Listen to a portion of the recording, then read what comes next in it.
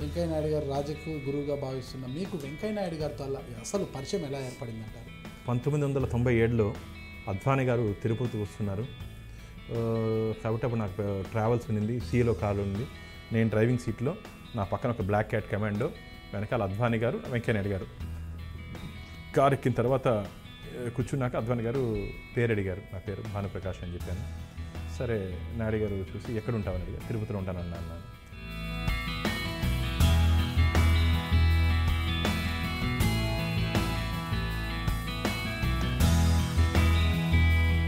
ఇప్పటికి ఉంది నా దగ్గర ఫోటో. అద్వానీ గారు నా చేయి పట్టుకొని నా భుజం మీద చెయ్యేసి ఆజ్ మేరా రథసారథి అన్నాడు. అంటే రైల్వే స్టేషన్ నుంచి మైరా హోటల్ వరకు డ్రైవ్ చేస్తాను కదా, ఆజ్ మేరా రథసారథి అన్నారు. అభిమాన నటుడు అప్పుడున్నటువంటి యాక్టర్లో ఎన్టీఆర్ గారు, ఇప్పుడున్నటువంటి యంగ్ జనరేషన్లో ప్రభాస్ బాగుంటారు. హీరోయిన్లు ఎవరు అభిమానిస్తారు ఎక్కువ? హీరోయిన్లు అప్పుడు శ్రీదేవి ఉన్నారు, ఇప్పుడు రకుల్ ప్రీత్ సింగ్. భానుప్రకాష్ గారిని చూసి ఎవరైనా అలా అనుకుంటారు అసలు ఇలాంటి ఉద్యమాలు చేస్తారని? ఎందుకంటే చూస్తేనే ఒక క్యూట్గా ఒక మిల్క్బాయ్ కదా, ఇలాంటి ఇది ఉందా అసలుకి, నేపథ్యం ఉందా? అజిటేషన్స్ చేసే నేపథ్యము, ధర్నాలు, ఆందోళనలు. ఇంతకుముందు రాజశేఖర రెడ్డి గారు ఉన్నప్పుడు ఆ రోజు బ్రహ్మోత్సవాల ఏర్పాటులో ఒక వేరే మతానికి సంబంధించిన ఒక స్తూపాలను దాన్ని అక్కడ పెట్టే ప్రయత్నం చేస్తారని చెప్పి మాకు ఫిర్యాదు వస్తే దాన్ని అలిపిరి పాదాల మండపం దగ్గర వెళ్ళని కన్నా అడ్డుకోవడం జరిగింది. ఆ రోజు మమ్మల్ని జైల్లో కూడా పెట్టడం జరిగింది. దాదాపు ఒక వారం రోజులు జైల్లో ఉన్నాం.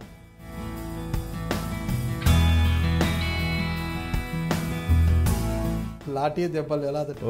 లాఠీ దెబ్బ, దాని అదే చెప్తున్నా కదా, అవన్నీ పడితేనే కింద చిన్న స్థాయి నుంచి వస్తేనే అసలు రాజకీయం అంటే ఏమో తెలుస్తుంది.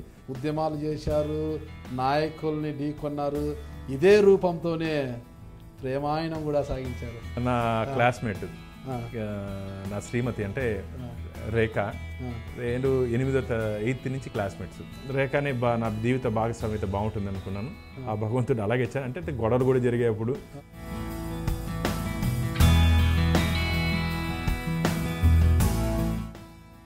ఇంటర్ క్యాస్ట్ మ్యారేజ్ అనుకుంటా మీది? నా ఇంటర్ క్యాస్ట్ మ్యారేజ్. తను మేడం నా భార్య కాపు సామాజిక వర్గం. రేఖ వాళ్ళ నాన్న అమ్మ డాక్టరు, వాళ్ళ అత్త కూడా తెలుగుదేశంలో ఎక్స్-ఎమ్మెల్యే ఉన్నారు.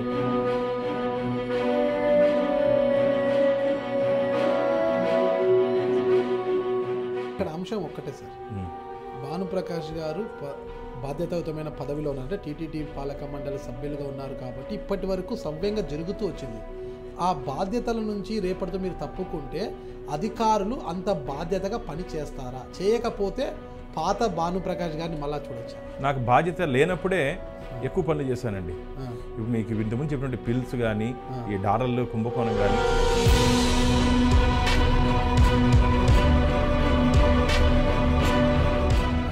జిల్లా అధ్యక్షునిగా, జిల్లా ప్రధాన కార్యదర్శిగా, భారతీయ జనతా పార్టీ యువమోర్చా రాష్ట్ర అధ్యక్షునిగా పనిచేశారు. నగర ప్రజలతో మంచి బాంధవ్యాలు కూడా ఉన్నాయి, సంబంధాలు ఉన్నాయి, మంచి ఆత్మీయ సంబంధాలు ఉన్నాయి మీకు. అలాంటిది 2009లో మీరు బీజేపీ ఎమ్మెల్యే అభ్యర్థిగా తిరుపతి నుంచి పోటీ చేశారు. అయితే ఎందుకు ఓటమి పాలు కావాల్సి వచ్చింది? చిరంజీవి గారు అప్పుడే వచ్చారు పార్టీలోకి. ఒక మంచి ఫేము, ఒక మెగాస్టార్ ఇమేజ్ ఉన్నటువంటి ఇది.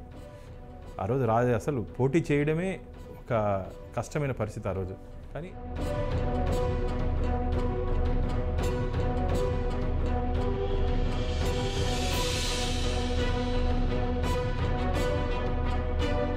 ఎటువంటి కుంభకోణాలు లేవు, ఎలాంటి అవినీతి లేదు, సజావుగానే దర్శనాలు జరుగుతున్నాయి అంటున్నారు. అయితే గత 6 నెలల క్రితము తిరుపతిలో జరిగిన ఒక తెలుగుదేశం పార్టీ మీటింగ్కి వచ్చిన ధర్మవరం ఎమ్మెల్యే వర్ధాపురం సూరి గారు తన కుటుంబంతో సహా కొండకు వెళితే వీఐపీ కోటా కింద తనకు దర్శనము ఏర్పాటు చేయకపోతే ఆయన ఈవో కార్యాలయం ముందరే ధర్నా చేయడం జరిగింది. టీటీడీ వ్యవస్థ అంటే కేవలం దర్శనాలు చేయించి హారతలు ఇచ్చి పబ్బం కడుక్కునే వ్యవస్థ కాదండి.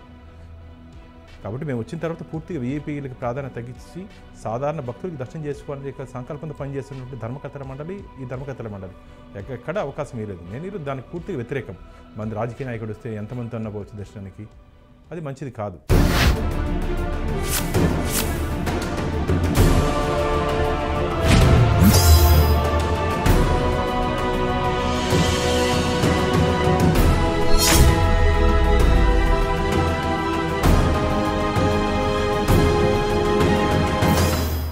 Hello welcome to iDream media. మన ముందు ఉన్నారు తిరుమల తిరుపతి దేవస్థానం బోర్డు సభ్యులు జి భానుప్రకాష్ గారు. 1990లో బీజేపీలో సామాన్య కార్యకర్తగా మొదలైన ఆయన రాజకీయ ప్రస్థానం అనంతరం అంచెలంచెలుగా ఎదుగుతూ తిరుపతి పట్టణ, చిత్తూరు జిల్లా బీజేపీ అధ్యక్షునిగాను, అలాగే రాష్ట్ర భారతీయ జనతా పార్టీ యువ మోర్చా అధ్యక్షునిగాను పనిచేశారు. అనంతరం 2009లో తిరుపతి బీజేపీ ఎమ్మెల్యే అభ్యర్థిగా బరిలో దిగినప్పటికీ ఓటమి చవిచూడక తప్పలేదు. ప్రస్తుతం ఆయన టీటీడీ పాలక మండలి సభ్యులుగా ఉన్నారు. మరో 2 రోజుల్లో ఆయన పదవీ కాలం కూడా పూర్తి కాబోతుంది. అయితే ఈ 2 ఏళ్ల కాలంలో టీటీడీ బోర్డు సభ్యునిగా ఆయన ఎలాంటి అభివృద్ధి కార్యక్రమాలు చేపట్టారు, అసలు ఎలాంటి సంస్కరణలు తీసుకురాగలిగారు బోర్డు సభ్యుల్లో ఒకరిగా అన్న వివరాలను ప్రస్తుతం మనం తెలుసుకోబోతున్నాం. నమస్తే భానుప్రకాష్ గారు. నమస్తే గోవింద. అంటే ఏడుకొండల స్వామి కృపకు పాత్రులైనారు కాబట్టి మీరు గోవింద అనడం అది ఆనవాయితీ అంటారా? నాకు చిన్నప్పటి నుంచి అతి ఇష్టమైన దేవుడు, నిత్యం నేను కొలిసే దేవుడు వెంకటేశ్వర స్వామి. ఎందుకంటే అసలు తిరుపతిలో పుట్టడమే నేను చేసుకున్న అదృష్టంగా భావిస్తున్నా. ప్రపంచ ఆధ్యాత్మిక రాజధాని అయినటువంటి తిరుమల క్షేత్రం ఈరోజు కోట్లాది మంది భక్తులు నిత్యం స్వామివారిని రెప్పపాటు చూస్తే చాలని కొనేటువంటి ఈ రోజుల్లో సాక్షాత్తు కలియుగ ప్రత్యక్ష దైవం వెంకటేశ్వర స్వామి సేవలో నన్ను దాదాపు ఈ 2 సంవత్సరాలు ఆయనకు సేవ చేసుకునే భాగ్యం కల్పించారు. దానికి ఖచ్చితంగా భారతీయ జనతా పార్టీకి నేను రుణపడి ఉన్నాను. ఎందుకంటే ఒక సాధారణ కార్యకర్త నుంచి ప్రపంచంలోనే అతి పెద్ద దేవస్థానం ఉన్నటువంటి ఈ దేవస్థానానికి నాకన్నా సీనియర్లు, నాకన్నా అనుభవం ఉన్నవాళ్ళు చాలామంది భారతీయ జనతా పార్టీలు ఉన్నారు. కానీ నా మీద నమ్మకంతో ఈ బాధ్యత అప్పగించారు భారతీయ జనతా పార్టీ. ముఖ్యంగా వెంకయ్యనాయుడు గారు నా రాజకీయ గురువు. ఈరోజు ఓనమాలు నేర్చుకున్నాను వెంకయ్యనాయుడు గారి దగ్గర. ఎందుకంటే వారితో దాదాపు 18 సంవత్సరాలుగా వారితో అనుబంధం ఉంది. ఒక పరిపూర్ణమైనటువంటి రాజకీయ నాయకులకి ఉన్నటువంటి లక్షణాలు వారి దగ్గర నేను నేర్చుకున్నాను. ఎలా ఉండాలి, ఏ విధంగా ప్రవర్తించాలి, రాజకీయాలు అంటే ఏమిటి. కాబట్టి జీవితంలో వెంకయ్యనాయుడు గారిని నేను జీవితాంతం వారికి రుణపడి ఉన్నా. అలాగే భారతీయ జనతా పార్టీ, ఎందుకంటే తిరుపతి నగర అధ్యక్షుడిగా దాదాపు 1997లో అద్వానీ గారు తిరుపతికి వస్తున్నారని చెప్పి పెద్దలు అప్పుడు ఉన్నటువంటి భారతీయ జనతా పార్టీ నాయకులు నా దగ్గరికి రావడం జరిగింది. అప్పుడు నాకు తిరుపతిలో పెద్ద ట్రావెల్స్ ఉన్నింది. అంటే అద్వానీ గారు వస్తున్నారు, నా దగ్గర అప్పుడు సీఏలో కారు ఉన్నింది. నేను 1990లో తిరుపతిలో శ్రీ గోవింద స్వామి ఆర్ట్స్ కాలేజీలో విద్యార్థి సంఘ నాయకుడిగా ఎన్నికైపోయినాను.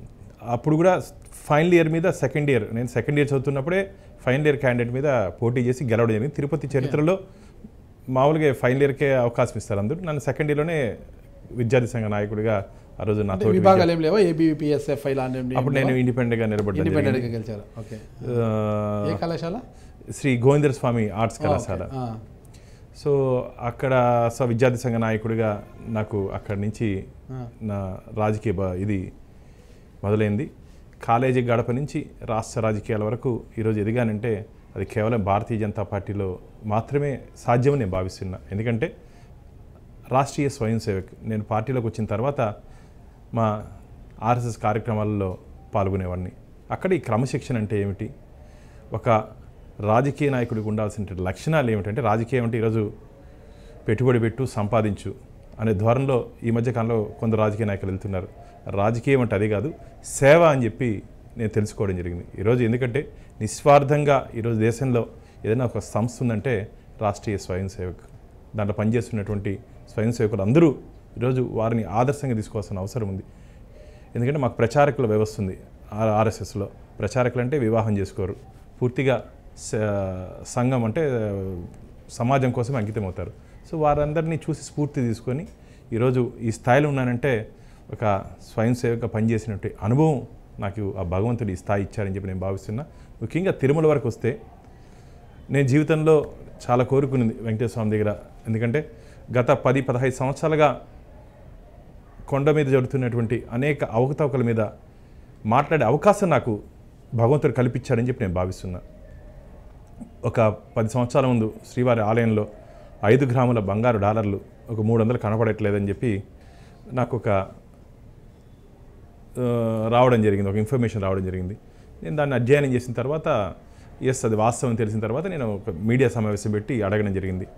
కేవలం 5 గ్రాముల డాలర్లు $300 కాపాడలేని ఈ దేవస్థానం కొన్ని లక్షల కోట్ల విలువైనటువంటి శ్రీవారి ఆభరణాలతో పాటు భక్తుల మనోభావాలు ముఖ్యంగా ఎందుకు కాపాడలేకపోతా ఉందని చెప్పి ఆ రోజు నేను ఒక ప్రెస్ మీట్ పెడితే, నేను ప్రెస్ మీట్ పెట్టిన ఒక గంట తర్వాత టీటీడీ ఈవో గారు ఒక ప్రెస్ మీట్ పెట్టి దాంట్లో సంబంధం ఉన్నటువంటి ఇద్దరిని సస్పెండ్ చేయడం జరిగింది. అంతేకాకుండా ఇంతకుముందు రాజశేఖర రెడ్డి గారు ఉన్నప్పుడు ఆ రోజు బ్రహ్మోత్సవాల ఏర్పాటులో ఒక వేరే మతానికి సంబంధించినటువంటి ఒక స్తూపాలని దాన్ని అక్కడ పెట్టే ప్రయత్నం చేస్తారని చెప్పి మాకు ఫిర్యాదు వస్తే దాన్ని అలిపిరి పాదాల మండపం దగ్గర వెల్నీకంటే అడ్డుకోవడం జరిగింది. ఆ రోజు మమ్మల్ని జైల్లో కూడా పెట్టడం జరిగింది. దాదాపు ఒక వారం రోజులు జైల్లో ఉన్నాం. జైలు జీవితం కూడా జరిగింది. జైలు జీవితం కూడా జరిగింది. కానీ జైల్లో మాకు ఎంత సంతోషంగా ఉన్నామంటే ఆ కార్యక్రమం అడ్డుకున్నామని చెప్పి అసలు ఆ వారం రోజులు మాకు జైల్లో మొత్తం పండ్లు వచ్చే వాళ్ళంతా, నా స్నేహితుడు పండ్లు కొనేదానికి పోతే ఎవరికి కొంటున్నారంటే ఇటు మరి మా ఫ్రెండ్ ఉన్నాడు మంచి పండ్లు అన్నారంట. ఏమంటే ఇటు మరి ఉన్నారు జైల్లో ఉన్నారు ఎందుకంటే డబ్బు కూడా తీసుకోలేదు వాళ్ళు. అంటే ఆ రోజు సమాజంలో వెంకటేశ్వర స్వామికి పైన ఉన్న నమ్మకం, ఆ రోజు స్వామివారికి వ్యతిరేకంగా జరుగుతున్నటువంటి ఇలాంటి కార్యక్రమాలు అడ్డుకున్నానని చెప్పి ఒక ప్రజల నుంచి ఒక మంచి స్పందన రావడం జరిగింది. కాబట్టి నేను జీవితంలో ఒకటే అనుకున్నా, ఇన్ని కోట్ల మందిలో భగవంతుడు మనకు అవకాశం కల్పించాడు. అంతేకాకుండా టీటీడీకి సంబంధించిన కొన్ని వేల కోట్ల రూపాయల నిధులు దారి మళ్లించే ప్రయత్నం చేసింది గత ప్రభుత్వాలు. 330 కోట్లు కాన్సెప్ట్ స్కూల్ పేరుతో, 170 కోట్లు వాటర్ ప్రాజెక్ట్ పేరుతో వరల్డ్ క్లాస్ రైల్వే స్టేషన్కి, తిరుపతి రైల్వే స్టేషన్ని ఆధునీకరించాలని చెప్పి దానికి అంటే దాదాపు ఒక 1000 కోట్ల దాకా దారి మళ్లించే ప్రయత్నం చేస్తే అప్పుడు నేను హైకోర్టు పిల్ వేయడం జరిగింది. ఎస్, ఇవన్నీ చేయాలి. ఎవరు చేయాలి? ప్రభుత్వం చేయాలి. ఎందుకంటే శ్రీవారి హుండీలో పడే కానుకలు మాకు యాక్ట్ 30 ఆఫ్ 1987 ప్రకారం ధార్మిక కార్యక్రమాలకు మాత్రమే ఖర్చు పెట్టాలి, ధార్మికేతర కార్యక్రమాలకు ఖర్చు పెట్టకూడదని మా చట్టం చెప్తుంది. సో ఈ చట్టాన్ని అతిక్రమించి ఎలా మీరు ఖర్చు పెడతారని చెప్పి నేను న్యాయస్థానంలో ఆ రోజు ఒక పబ్లిక్ లిటిగేషన్ బిల్ వేయడం జరిగింది. దాన్ని అడ్మిట్ అయ్యి అన్నీ నిలిచిపోయాయి. పొరపాటున ఆ రోజు కానీ ఆ సంస్కరణ కానీ నిలవకుండా ఉంటే ఈరోజు మాకు దాదాపు 9,000 కోట్లు ఫిక్స్డ్ డిపాజిట్స్ ఉన్నాయి, అన్నీ దారి మళ్ళించే అవకాశం ఉంది. నేను అప్పుడు ప్రభుత్వాన్ని అడుగుతున్నా, మీకు ధైర్యము దమ్ము ఉంటే వర్క్ బోర్డ్ సంబంధించిన ఆస్తులను కానీ క్రిస్టియన్ మిషనరీకి సంబంధించిన ఆస్తులను కానీ ఒక పైసా తీసుకొని వచ్చి ప్రభుత్వ కార్యక్రమాలకు ఖర్చు పెట్టే ధైర్యం ఉందా? లేదు. కేవలం ఈ ఆధ్యాత్మిక క్షేత్రం ఇది. ఎందుకంటే కోట్లాది మంది హిందువులు సార్ నిలువు దోపిడీ ఇస్తారండి తిరుమలలో. నిలువు దోపిడీ అంటే ఇప్పుడు ఇంట్లో ఏదైనా అనివార్య కారణాలు ఏదైనా జరిగిందనుకోండి, అప్పుడు నిలువు దోపిడీ అంటే ఒంటి మీద ఆ సమయంలో ఏమేమి మొక్కుంటారో అన్నీ ఈ మంగళసూత్రంతో సహా స్వామివారికి అర్పిస్తారు. అలాంటి పవిత్రమైనటువంటి కానుకలతో వస్తున్నటువంటి నిధుల్ని దారి మళ్లించే ప్రయత్నం చేస్తున్నటువంటి ప్రభుత్వాలు గట్టిగా అడ్డుకోవడం జరిగింది. అప్పుడు మా మీద దాదాపు నన్ను ఇప్పటికీ ఒక 100 పైచులకు 105 సార్లు 106 సార్లు అరెస్ట్ చేస్తుంటారు. 13 కేసులు నా మీద బనాయించడం జరిగింది. 6 రోజులు జైలు జీవితం గడిపాను. కానీ ఎప్పుడు ఎక్కడ దేనికి భయపడలేదు. తాటాకు చప్పులకి భయపడాల్సిన అవసరం లేదని చెప్పి నేను నేర్చుకున్నాను. ఎందుకంటే జీవితంలో ఒక మంచి ఉద్దేశంతో మనం కానీ ముందుకు పోతే మనకు ప్రజల నుంచి ఆ భగవంతుని నుంచి కూడా ఆశీర్వాదం ఉంటుంది. ఈరోజు ఖచ్చితంగా ప్రజల ఆశీర్వాదంతో ఈరోజు ఈ మాత్రం రాజకీయాలు ఓనామాలు నేర్చుకుంటూ ఈ స్థాయి కన్నా రాగలనని చెప్పి నాకు నమ్మకం, విశ్వాసం ఉంది. కేసులన్నీ వీగిపోయి ఇప్పుడు ఏం లేవంటారా? అన్నీ ఎందుకంటే ప్రభుత్వం బనాయించినటువంటి అక్రమ కేసులు కాబట్టి అది కోర్టులో ఎక్కడ నిలవలేదు. పునీతులు అయిపోయారు అన్నీ. అంటే తిరగడం పెద్ద ఇబ్బంది అయిపోయింది. ఉదయం పోతే సాయంత్రం వరకు దాదాపు ఈ 18 సంవత్సరాలు కోర్టుకి తిరగడం జరిగింది. దేవుని ధర్మాన్ని అన్ని అక్రమంగా బనాయించినటువంటి కేసులు కాబట్టి ఎక్కడ దాన్ని న్యాయస్థానం నిలవలేదు. అన్ని తీర్పులన్నీ ఒకలమాత టెంపుల్ విషయంలో కూడా దాన్ని తొలగించకూడదు, అభివృద్ధి చేయాలి టీటీడీ బోర్డు అది ఉంటే మీరు ఒక కేసు కూడా వేసినట్టున్నారు కదా అప్పుడు కోర్టులో. వకులమాతకు సంబంధించి వకులమాత మన వెంకటేశ్వర స్వామి తల్లి శ్రీకృష్ణ అవతారంలో అప్పుడు మీరు కానీ గమనించినట్టయితే యశోదాదేవి శ్రీకృష్ణుడిని నీ పెళ్ళి నేనెట్టా చేయలేకపోయాను, నీ పెళ్లి చేసే అవకాశం ఇవ్వని చెప్పి స్వామివారిని అడిగినట్టు, స్వామివారి కలియుగంలో నీ చేతుల మీదుగానే నా వివాహం జరుగుతుందని చెప్పి శ్రీకృష్ణుడు చెప్పినట్టు మనకు పురాణ ఇతిహాసాలు ఉన్నాయి. ఆ ఇతిహాసాల ఆధారంగా వకులమాత ఇక్కడ తిరుపతి నుంచి పేరూరు బండపైన దాదాపు ఇక్కడి నుంచి 6 కిలోమీటర్ల దూరంలో పేరూరు బండ మీద వకులమాత ఆలయం ఉండేది. అది ఒకప్పుడు మీరు కానీ మనం పురాణాలు కానీ గమనించినట్టయితే అది రామానుజ కూటమని, గతంలో తిరుపతిని గోవిందపురం అనేవాళ్ళు, తిరుపతి నగరాన్ని గోవిందపురం అనేవాళ్ళు. ఇది కూడా ప్రసిద్ధి లేదండి ఆ కాలంలో. దాదాపు 500-600 సంవత్సరాల ముందు రామరాజ కూటమని మొత్తం వస్తున్నటువంటి దక్షిణ భారతదేశం నుంచి వస్తున్నటువంటి శ్రీవారి భక్తులందరూ అక్కడ విడిది చేసి పరిమళ పుష్కరిణి, నారద తీర్థం ఇవన్నీ ఉండేటువంటి అక్కడ పుష్కరంలో స్నానం చేసి అన్నప్రసాదాలు తీసుకొని అమ్మవారిని చూసిన తర్వాత తిరుమలకి వెళ్ళి స్వామివారిని చూసారని చెప్పి మనకు చరిత్ర చెప్తుంది. అలాంటి ఆలయము ఈ మధ్య కాలంలో మైనింగ్ మాఫియాల చేతిలో చిక్కుని పూర్తిగా ఇంత ఉన్నటువంటి కొండ ఇంత అయిపోయింది. ఒకరోజు గత 12-13 సంవత్సరాల ముందు అక్కడ ఆలయాన్ని తొలగిస్తున్నారు అని చెప్పి నాకు ఆ గ్రామస్తుల నుంచి ఫిర్యాదు వస్తే వెళ్ళాను. అక్కడికి వెళ్తే అప్పుడు చూశాను నేను, ఇది ఒకలామాత ఆలయం, అక్కడి నుంచి తొలగిస్తున్నారు అని చెప్తే నేను ఇక్కడ ఉన్న అధికారితో అడగడం జరిగింది, ఎందుకు తొలగిస్తున్నా అంటే దానికని నుంచి తొలగిచ్చేసి అలిపిరి దగ్గర పెడుతున్నామన్నారు. నేను ఒక పెద్ద స్వామితో మాట్లాడాను, స్వామి ఇట్లా మరిగా ఆలయం తొలగిస్తున్నారు, మాకు కొద్దిగా మీరు ఏదైనా మాకు సలహా ఇవ్వండి అంటే, స్వామి బాను సాక్షాత్తు వకులమాత అంటే స్వామివారి తల్లి గారి ఆలయం, అది తల్లిని తీసుకొని వచ్చి స్వామి అలిపిరి అంటే పాదాల దగ్గర, కొడుకు పాదాల దగ్గర పెట్టకూడదు, నువ్వు దాన్ని వదిలే ప్రసక్తే లేదు, నువ్వు దాన్ని గట్టిగా అడ్డం కూర్చోన్నారు. ఆ రోజు సంకల్పం తీసుకున్నా ఖచ్చితంగా ఆలయాన్ని నిర్మించాలని చెప్పి అక్కడిని తొలగించకుండా ఆ రోజు అడ్డుకోవడం జరిగింది. దేవదేవుడి ఆశీర్వాదం వల్ల నేను ధర్మకర్తన మండలి సభ్యులుగా అవకాశం కల్పించినటువంటి ప్రభుత్వం జీవో ఇచ్చిన తర్వాత మొదటగా నేను అక్కడికే వెళ్ళానండి. ఆ గుట్ట మీద వెళ్ళి అక్కడ రాత్రి పడుకొని ఉదయం లేసి వచ్చి కొండకెళ్ళి తలనీలాలు సమర్పించి దర్శనం చేసుకొని మొదటి ధర్మకర్తల మండలి సమావేశంలో లేవనెత్తాను అంశాన్ని, వకులమాత ఆలయ నిర్మాణానికి ఖచ్చితంగా టీటీడీ నడుమిగించాలని. ఆ రోజు చాలా సంతోషం, ఏకగ్రీవంగా మా గౌరవ సభ్యులతో పాటు గౌరవ చైర్మన్ కానీ ఈవో గారు కానీ వెంటనే స్పందించి ఎస్ వకులమాత ఆలయాన్ని నిర్మిస్తామని చెప్పారు. కానీ అప్పుడు అది కోర్టు పరిధిలో ఉన్న కారణంగా మినిట్స్లో రాయలేకపోయాం. మళ్ళా కోర్టులో నేను ఇంప్లీడ్ అయ్యి ఆ కేసుని దాదాపు ఈ మధ్యనే కోర్టు కూడా తీర్పు ఇవ్వడం జరిగింది, వకులమాత ఆలయాన్ని అక్కడే నిర్మించాలని చెప్పి. అనేక గొడవలు, బెదిరింపులు, దౌర్జన్యాలు అక్కడ ఉన్నటువంటి పార్థసారథి గారు కూడా, పార్థసారథి కదిరి మాజీ సారథి గారు కూడా మీకు మద్దతుగా నిలిచారు ఈ విషయంలో. పారదన్న కూడా దీంట్లో మద్దతుగా, ఎందుకంటే ఆయన కూడా స్వామివారి భక్తులు. కొన్ని లక్షల మంది అండి వకులమాత ఆలయం పట్ల, కొన్ని లక్షల మంది. నాకు ఈ 2 సంవత్సరాల కాలంలో పూర్తి కాకపోతే భాను వకులమాతని మర్చిపోయాడు, ముందు ఒక విధంగా అయినాక ఒక విధంగా ఉన్నాడని చెప్పి చాలామంది విమర్శించారు కూడా నన్ను. కానీ నాకైతే నమ్మకం ఉంది, ఎందుకంటే నేను చేస్తున్నటువంటి, ఎందుకంటే కోర్టులో ఉంది, కోర్టులో ఉన్న కారణంగా టీటీడీలో నిర్ణయం తీసుకోలేము, కోర్టు పరిధి నుంచి బయట వచ్చిన తర్వాతే దానికి నిర్ణయం వస్తుందని చెప్పి నాకు తెలుసు. కానీ ప్రజలకు అన్నీ తెలియదు కాబట్టి నా ప్రయత్నం చేస్తూనే ఉన్నా. ఆఖరికి భగవంతుడి ఆశీర్వాదంతో వకులమాత ఆలయ నిర్మాణానికి టీటీడీ నడుమిగించింది. గత 2 నెలల ముందు స్వామి పరిపూర్ణ స్వామి కూడా ఈ మహాపోరాటంలో వారు కూడా మాతో పాటు కలిసి రావడం జరిగింది. వారి వెనకాల మేము కూడా నడవడం జరిగింది. వారి ఆశీస్సులతో, కోట్లాది మంది శ్రీవారి భక్తుల ఆశీస్సులతో వకులమాత ఆలయానికి భూమి పూజ కూడా చేయడం జరిగింది. రాబో రోజుల్లో ఆ క్షేత్రాన్ని వకులపురంగా దానికి నామకరణం చేస్తాం. ఈ మధ్య మనం కానీ గమనించినట్లయితే ఏదైనా అక్షరాభ్యాసం చేయాలంటే బాసరికి వెళ్ళాల్సిన అవసరం ఉందండి. కాబట్టి అక్కడే తల్లి దగ్గరే అక్షరాభ్యాసం, తలనీలాలు, అన్నప్రసాదం, అంతేకాకుండా అన్నీ అక్కడ ఒక దివ్యక్షేత్రం చేసి రాబో రోజుల్లో నిత్య ధూప దీప నైవేద్యాలతో వకులమాత ఆలయాన్ని కూడా పూర్తి స్థాయిలో టీటీడీ నిర్మించే విధంగా మేము ప్రయత్నం చేస్తాం. అంటే ఒకటండి, 100 సంవత్సరాలు దాటినటువంటి ఆలయాలు ఏది కానీ రిమూవ్ చేసేదానికి ఆర్కియాలజీ పరిధిలో కానీ ఉంటే ఏది జీర్ణోద్ధరణ పథకం ఒకటి ఉంది కదా ప్రభుత్వం ఉంది. అందుకనే 100 సంవత్సరాలు దాటి ఎండోమెంట్ పరిధిలో కానీ ఉంటే మేము తిరుమల తిరుపతి దేవస్థానాలు 25 లక్షలు ఇస్తాం. కానీ ఈ ఆలయానికి మేము ఎన్ని కోట్ల రూపాయలను ఖర్చు పెట్టడానికి సిద్ధంగా ఉన్నాం. ఎందుకంటే సాక్షాత్ వెంకటేశ్వరం తల్లి ఈరోజు అఖిల జగద్రక్షకుడు, అనాథ రక్షకుడు అయినటువంటి వెంకటేశ్వర స్వామి తల్లికే రక్షణ లేకుండా పోయింది. కాబట్టి అలాంటి కార్యక్రమాన్ని ఆ భగవంతుడు మాకు అవకాశం ఇచ్చాడు.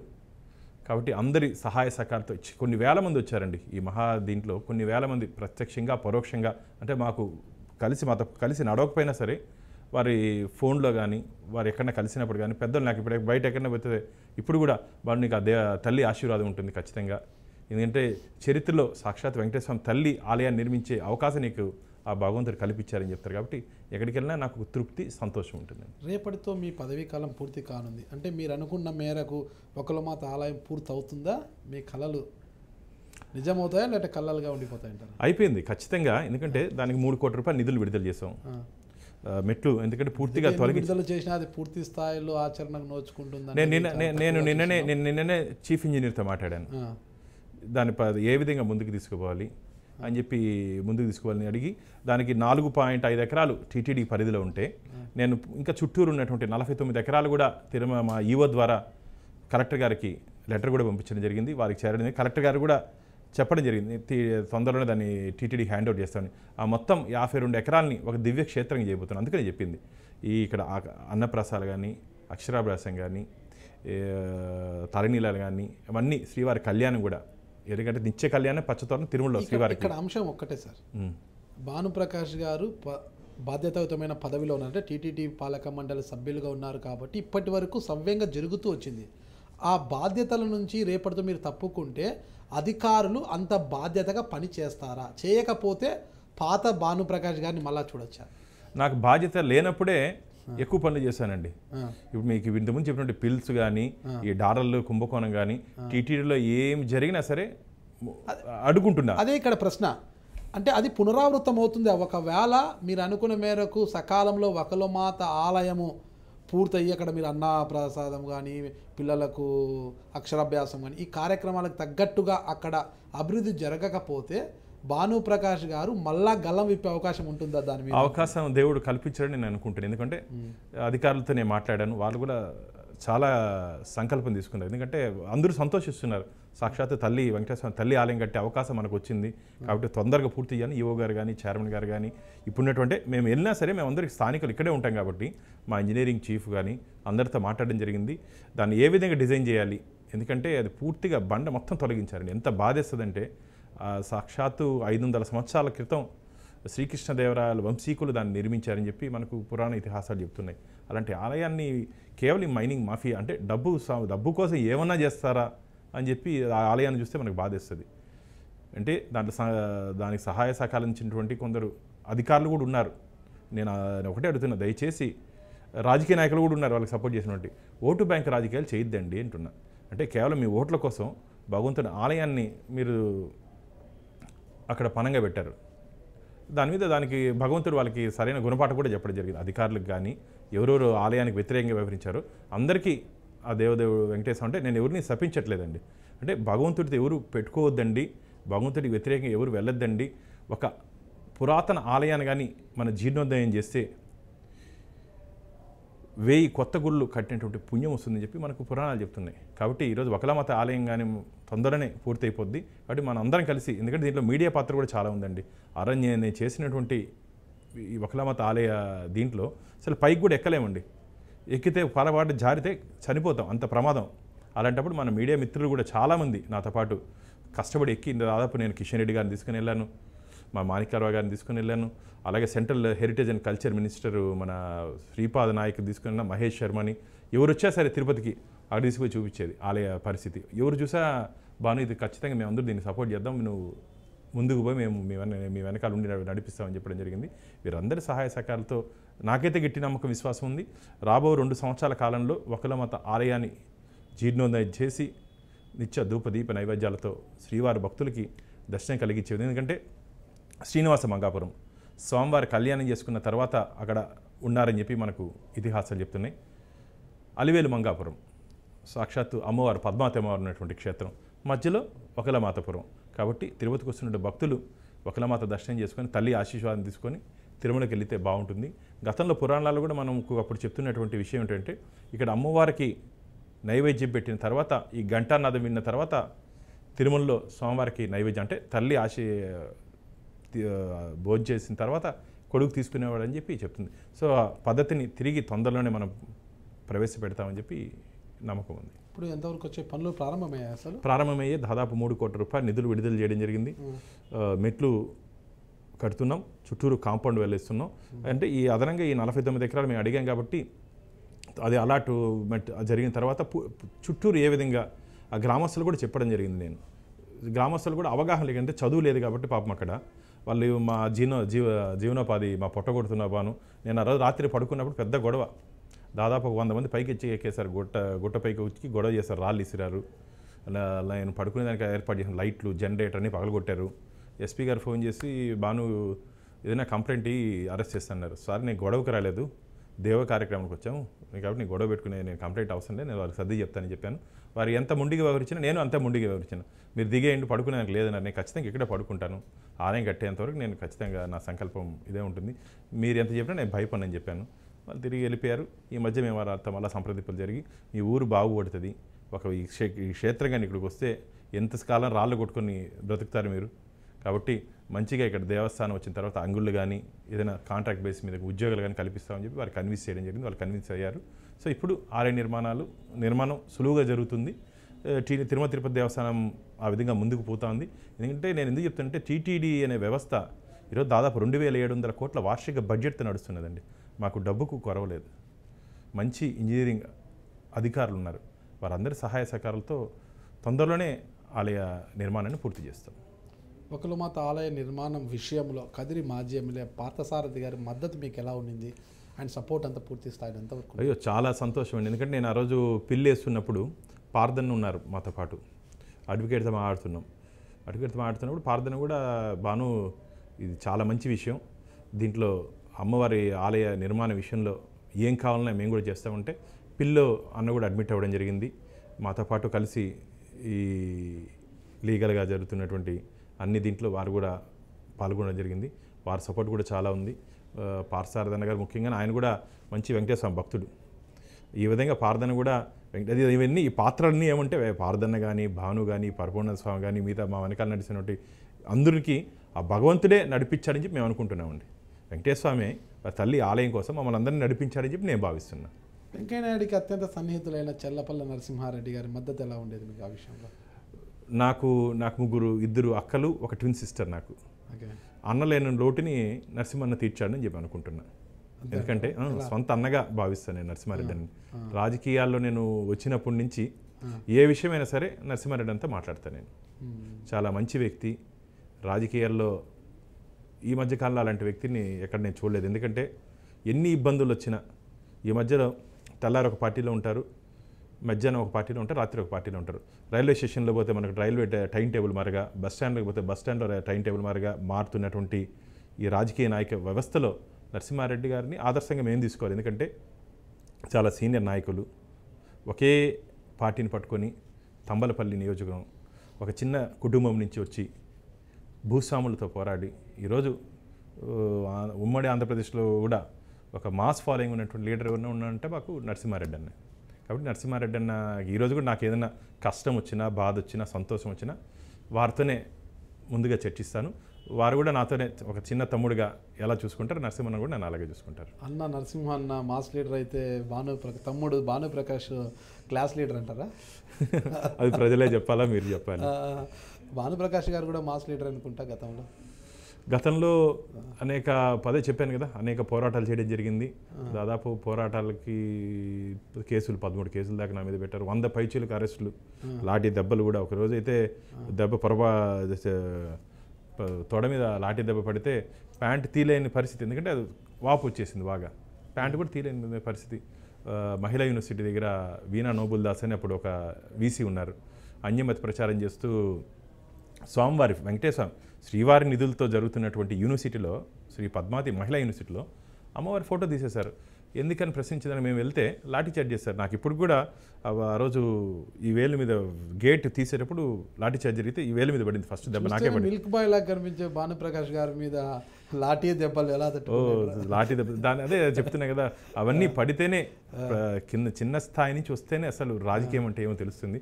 భానుప్రకాష్ గారిని చూసి ఎవరైనా అలా అనుకుంటారు అసలు ఇలాంటి ఉద్యమాలు చేస్తారని? ఎందుకంటే చూస్తేనే ఒక క్యూట్గా ఒక మిల్క్ బాయ్ కదా, ఇలాంటి ఇది ఉందా అసలుకి, నేపథ్యం ఉందా?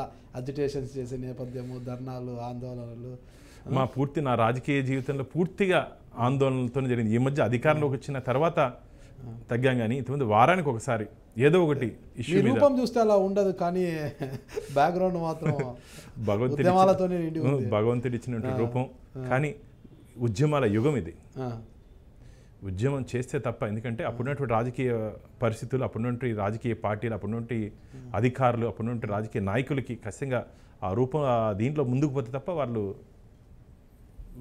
రూపంతోనే ఉద్యమాలు చేశారు, నాయకుల్ని ఢీకొన్నారు. ఇదే రూపంతోనే ప్రేమాయణం కూడా సాగించారు.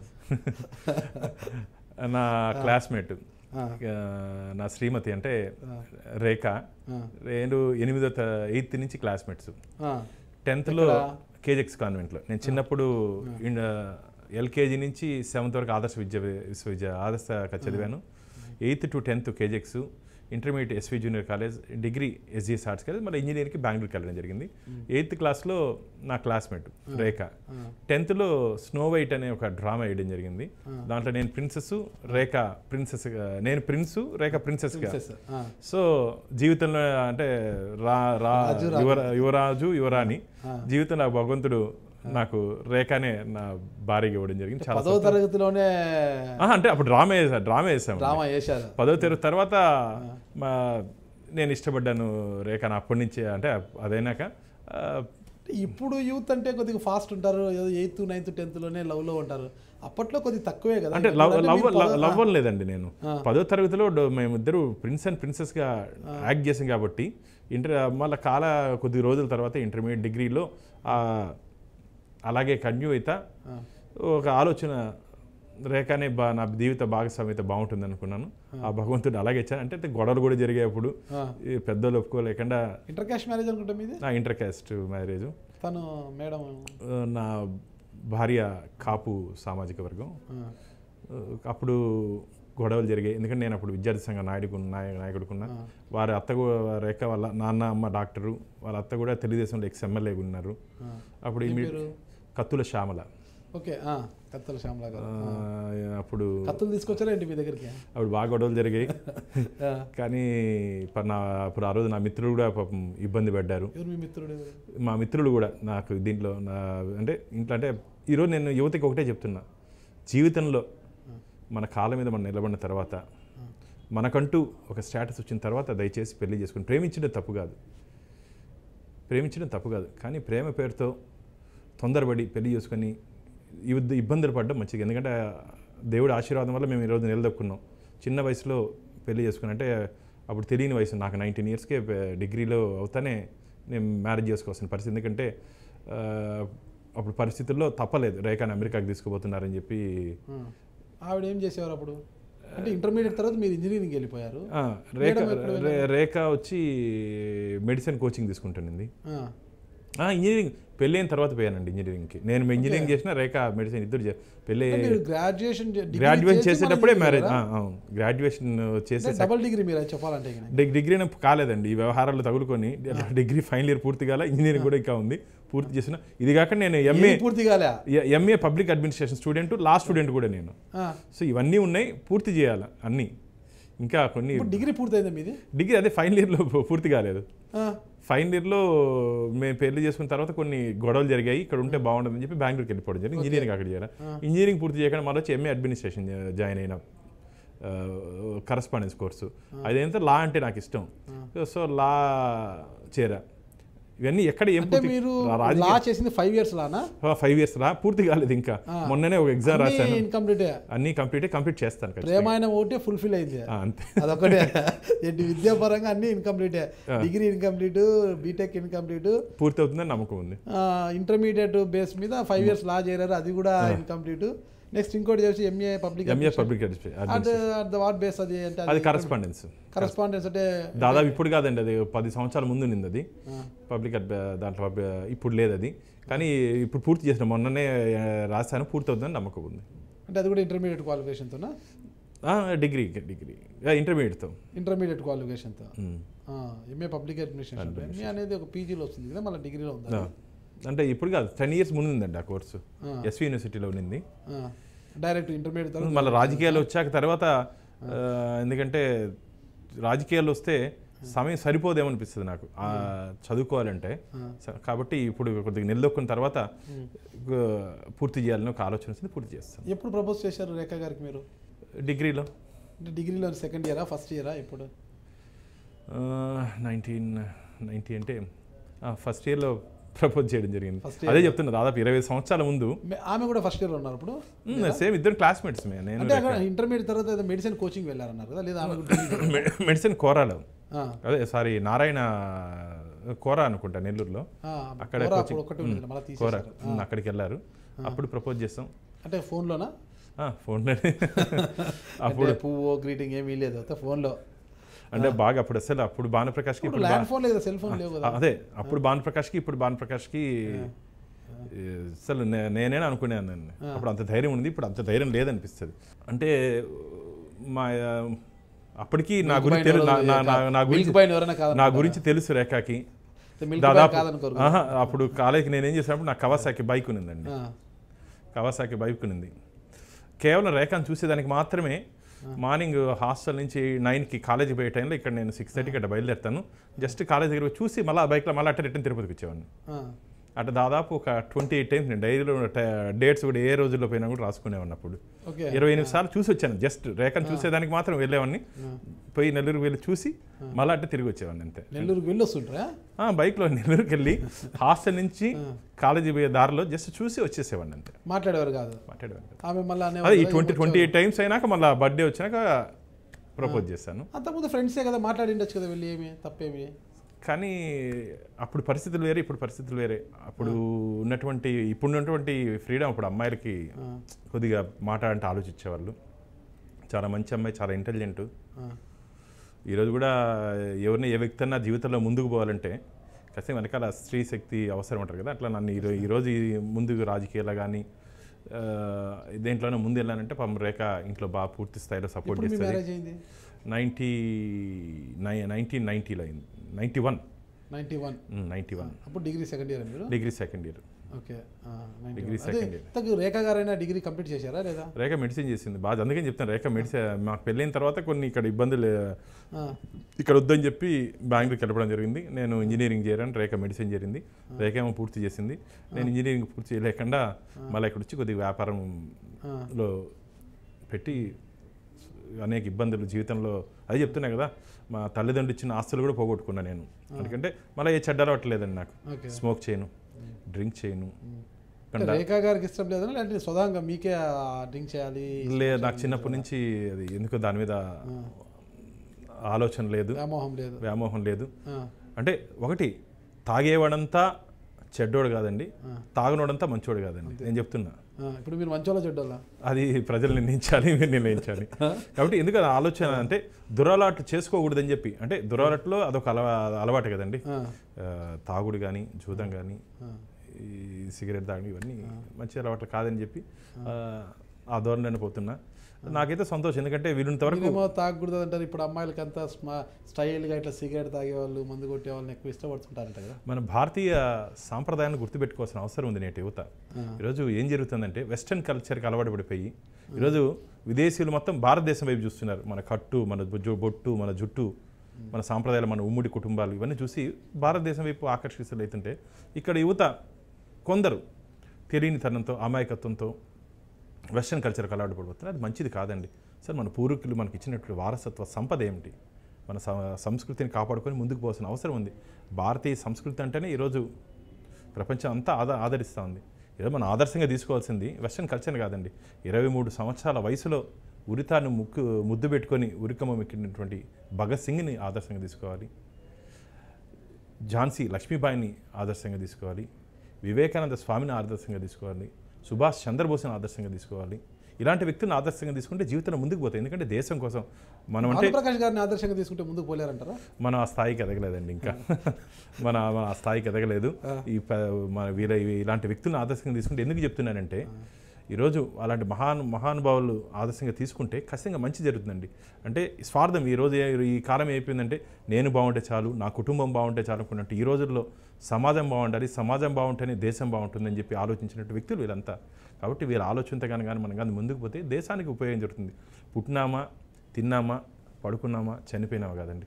పుట్టిన తర్వాత వారిని ఆదర్శంగా తీసుకోవాలి. ప్రేమలో ముందుకు పోవాలంటే